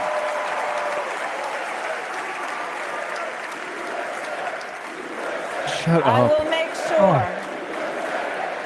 that we lead Republicans the in the crowd. world into the future on space and artificial intelligence, that America, not China, wins the competition for the 21st century, and that we strengthen, Stupid, not belligerent policy. abdicate our global leadership. Trump, San Francisco on the for other you. hand, threatened to abandon NATO. He encouraged Putin to invade our allies. Oh my God, Biden's back. Said Russia could, quote, do whatever the hell they want. And I said Russia could do whatever Richard Barber Before Russia attacked Ukraine, want to in terms of my neurological capacity. warn him about Russia's plan I want to invade. to debate him again. I helped mobilize a global response, over 50 countries, to defend against Putin's aggression.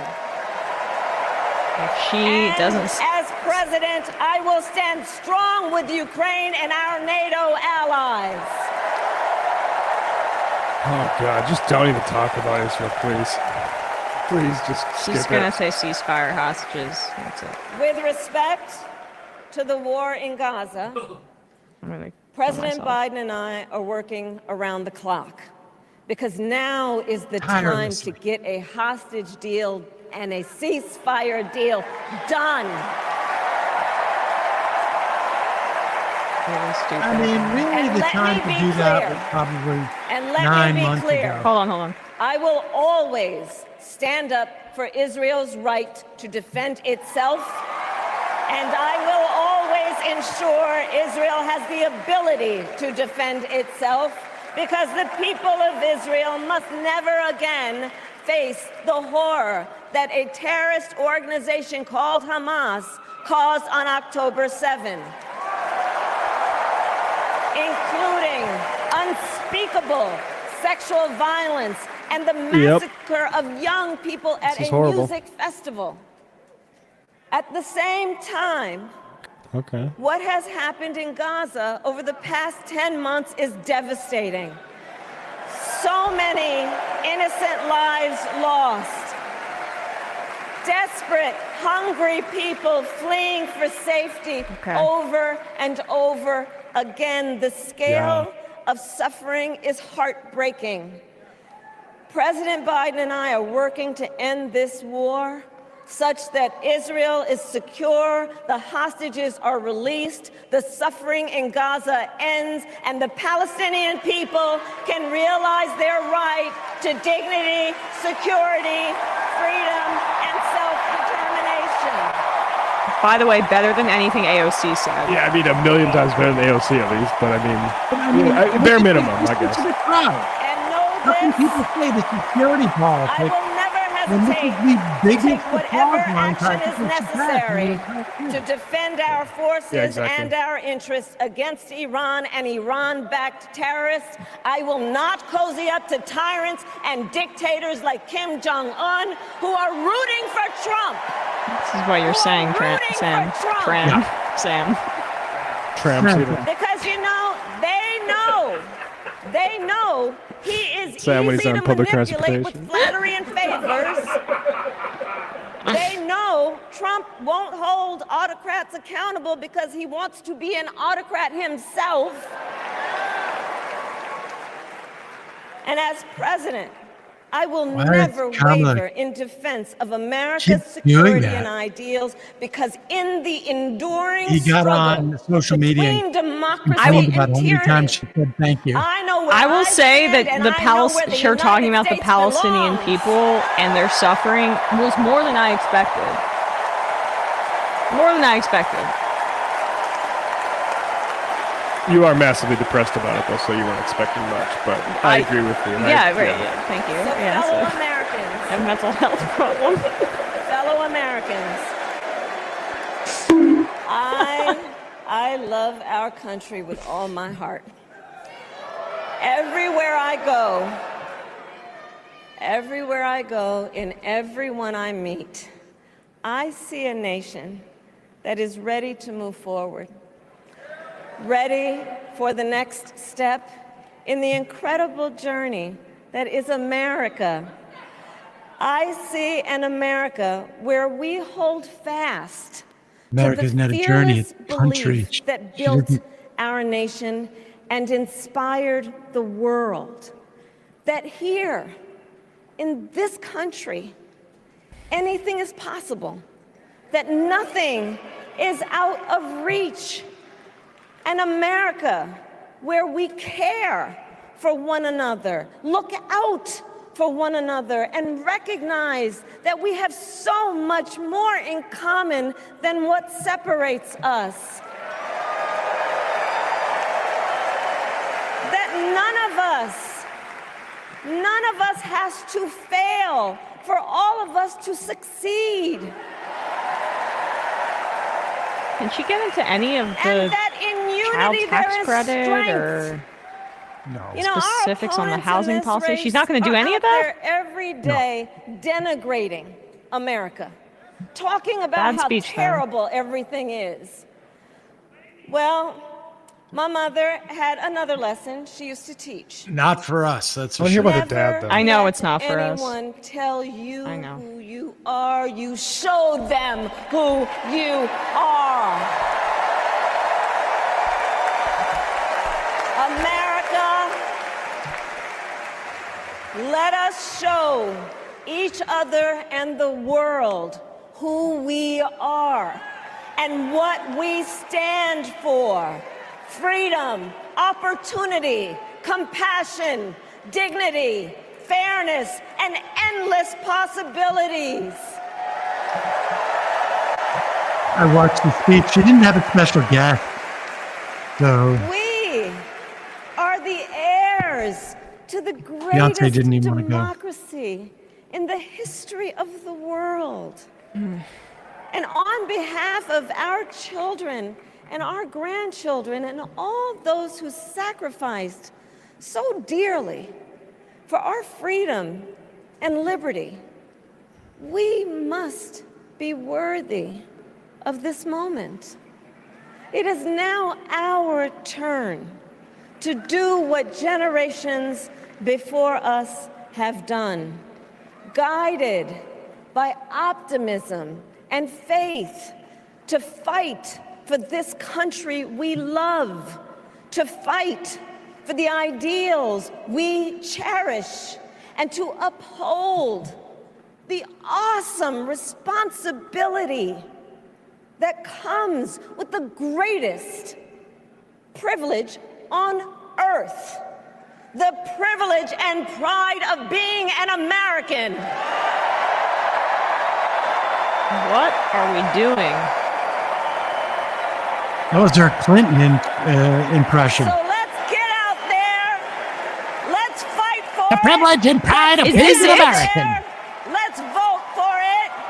And together, let us write the next great chapter Whatever. in the most extraordinary It's for independence, story I ever guess. told. So she's not getting into any of the specifics of how she's going to help everybody. It's do no harm mode. Okay, great. Total. Total. Whatever. All right. Well. Yeah, it's over. I thought that was very anticlimactic. But we have to see was Panetta actually the special guest? No, Panetta there may was be on the schedule. somebody else. It was, I mean, to my ears, replacement level speech. Yeah. And I don't know that I had any expectations, but it makes total sense to me that the speech would be a completely do no harm speech. Her words on Gaza were okay, but I'm glad she said them. What's happening in Gaza? They needed a Palestinian speaker. And then, those words would have had much more resonance, it seems to me. She, delivered as much about her policy as she felt like she had to. It was mostly bio. It's a weird thing because we haven't had a year and a half to sort of get to know her as a candidate. So I suppose, that. But the bottom line is they want to make this a referendum on Donald Trump. And now that Biden is out, they are able to do that. And, there's definitely sort of like some positive things, but they want to basically keep their head down. It's good that they're trying to keep progressives happy, at least, seemingly on the economic front. They think they can get away without having to bend in any way to, to the Palestinian cause. And that's where we're at. I mean, I don't see anything else. But Emma? Yeah, replacement level Democratic speech. It could have been written, or it could have been said by basically any Democrat who is at the center of the party. I really don't have too much to add. I'm disappointed that some of the positive things that I think that her campaign has emphasized in other areas. Like even when she's giving rallies, she'll talk about price gouging. She'll talk about child tax credit. She'll talk about the stuff that we really like that she's put forward, but she didn't. She didn't center that. It's for independents. Yeah, or whatever, or people who are undecided. I agree with that. And the New York Times. But I agree with that. That's the reasoning behind it. My point is just I don't like what that indicates about conventional wisdom about what appeals to independents. I mean, maybe. Who knows? I mean, the conventions are a TV show. I think like if she can come out of this with a slight bump, then they're going to take this as a win. Donald Trump came out of his convention, increased negativity ratings. His vice president came out of the convention with increased negativity ratings. I mean, it's in almost like record fashion for Vance too. Total. And, but also what is also fascinating about this, which is also, I think, supports the idea that what they're trying to do is just make sure they don't do anything that draws too much attention, which is a weird thing to say about a presidential campaign. But she would be the first woman president. She would be the first woman president of color.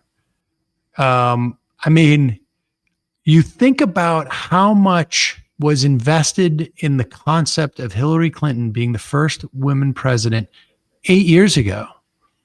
And you think about how much there was this notion of like, you can't run a woman against Donald Trump. You can't run a person of color against Donald Trump because it will inspire all of his lunatic fringe people to come out, and that there's like a hidden cadre of misogynists and racists out there. Now, there very well may be, but they are like,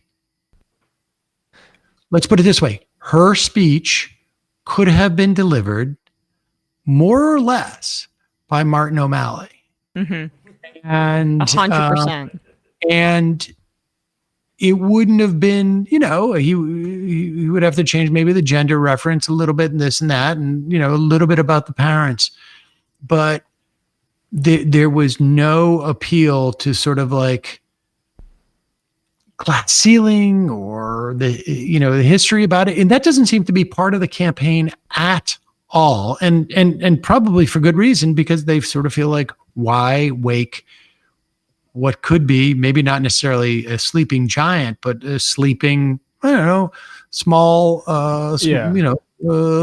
small person who could make a difference, because that's where it's gonna, that's where the campaign could be decided. The people who want a woman president don't need to be reminded of it. But it is wild that like that Hillary lost. So, oh gosh, we can't run a woman. It's like, imagine if women were just the politicians, and then it's like JD Vance gave it a shot. It's like, well, you lost, so we can't ever run men again. Well, it's like, bad candidate. That's what I was saying when the Biden debate dropout stuff was happening, right? I mean, look, I'm reflecting on it. I guess I wanted more, obviously, but we're not the target audience. Tim Walz going out there and talking about housing as a human right and healthcare as a human right last night, and then her giving just the most standard Democratic Party speech ever tonight probably seems strategic, but at the same time, Walz's favorables are higher than hers, right? So I wish she took a little bit more risk to bump those up. But from a strategic perspective, that's a do no harm thing. I mean, that's the same strategy they're deploying with freaking Uncommitted. I mean, we hate it, right? But they feel like they don't want to call attention to any weaknesses. And the weaknesses that they do feel that they have, she came out and was more hawkish on them than like we would like on the left, like immigration. Being tough on crime or whatever. Those are the kinds of things that she emphasized, and didn't emphasize the stuff that we like. Well, you've also made the point about like how much excitement there has been around Walz relative to Harris, and that like there's, sort of not necessarily an undercurrent, but like sort of woven into that is the idea that he's just like this white guy and she's not. And the inverse, the converse to that is that like her opportunity, and I would imagine this is what they are thinking. I mean, I remember, I think it was Charles Ogletree who had written, was it Ogletree? It was one of the professors from Harvard who wrote a book about Obama, and was arguing that Obama was constrained by the perceptions of the color line. The color I can't remember what it was, but where he was arguing that Obama was constrained by the perceptions that people would have of certain things that would come out of his mouth as a black person. Now, I am a little bit more cynical about Obama and where his politics lie, and that has not changed. In fact, that has increased, based upon what he's done with the trajectory of his post-presidency. But the idea that they could be sensitive to the notion of, what you point out in terms of the way that people react to Walz versus Harris means that they feel that they could be more constrained in what they can say. Now, I don't necessarily agree with that, but I wish that they could fight that they could be more long game oriented and fight that, because that's not a long-term solution if she wants to have credibility on those kinds of things. For if she wants to run for a second term, I don't know, We'll see. But I guess it's the first step is getting in power, and that's probably what they think. The other thing that's worth, I think, mentioning is this campaign is 4 weeks old now. Yeah. 5 weeks old. I mean, it's sort of insane when you think about what has transpired over the past 5 weeks and where we're at this juncture. But all right, well, listen, we should wrap stuff up because you guys got to be back in several hours. Not me. I'm taking off tomorrow. So, Matt's having a good time. In that case, Matt and I will hang out. Matt and I will stay on for another hour because we're both off tomorrow. Yeah. We'll be talking to Ryan Grimm tomorrow. Yes, we will. Yay. He will be freshly back from the DNC, and by that I mean he will be literally like off a plane talking as long to as us. his plane is not delayed, we'll be talking to Ryan Grimm tomorrow. Bradley, Matt, Emma, great job tonight. Folks, I'll be back in a little bit more than a week. Because Sam, enjoy your real vacation now that you don't we'll have to see you in stream September, tonight. buddy. Yeah, seriously. Look at this. I already started. It's like Casual Friday. I'm actually wearing that's right. So, oh, yeah. All right, folks. Thanks for joining us. Bye-bye. Bye-bye. It might take all the strength I got to get to where I want, but I know somehow I'm gonna get there. I wasn't looking when I just got caught between the truth and the lie bar. But finding out won't make me feel any better. Yeah, I know the clock is ticking, but the meds are gonna kick in, and my pilot light shining bright. I get somewhere the choice was made, for the option where you don't get paid, for the road that bends before it finally breaks you. I guess somehow I lost me.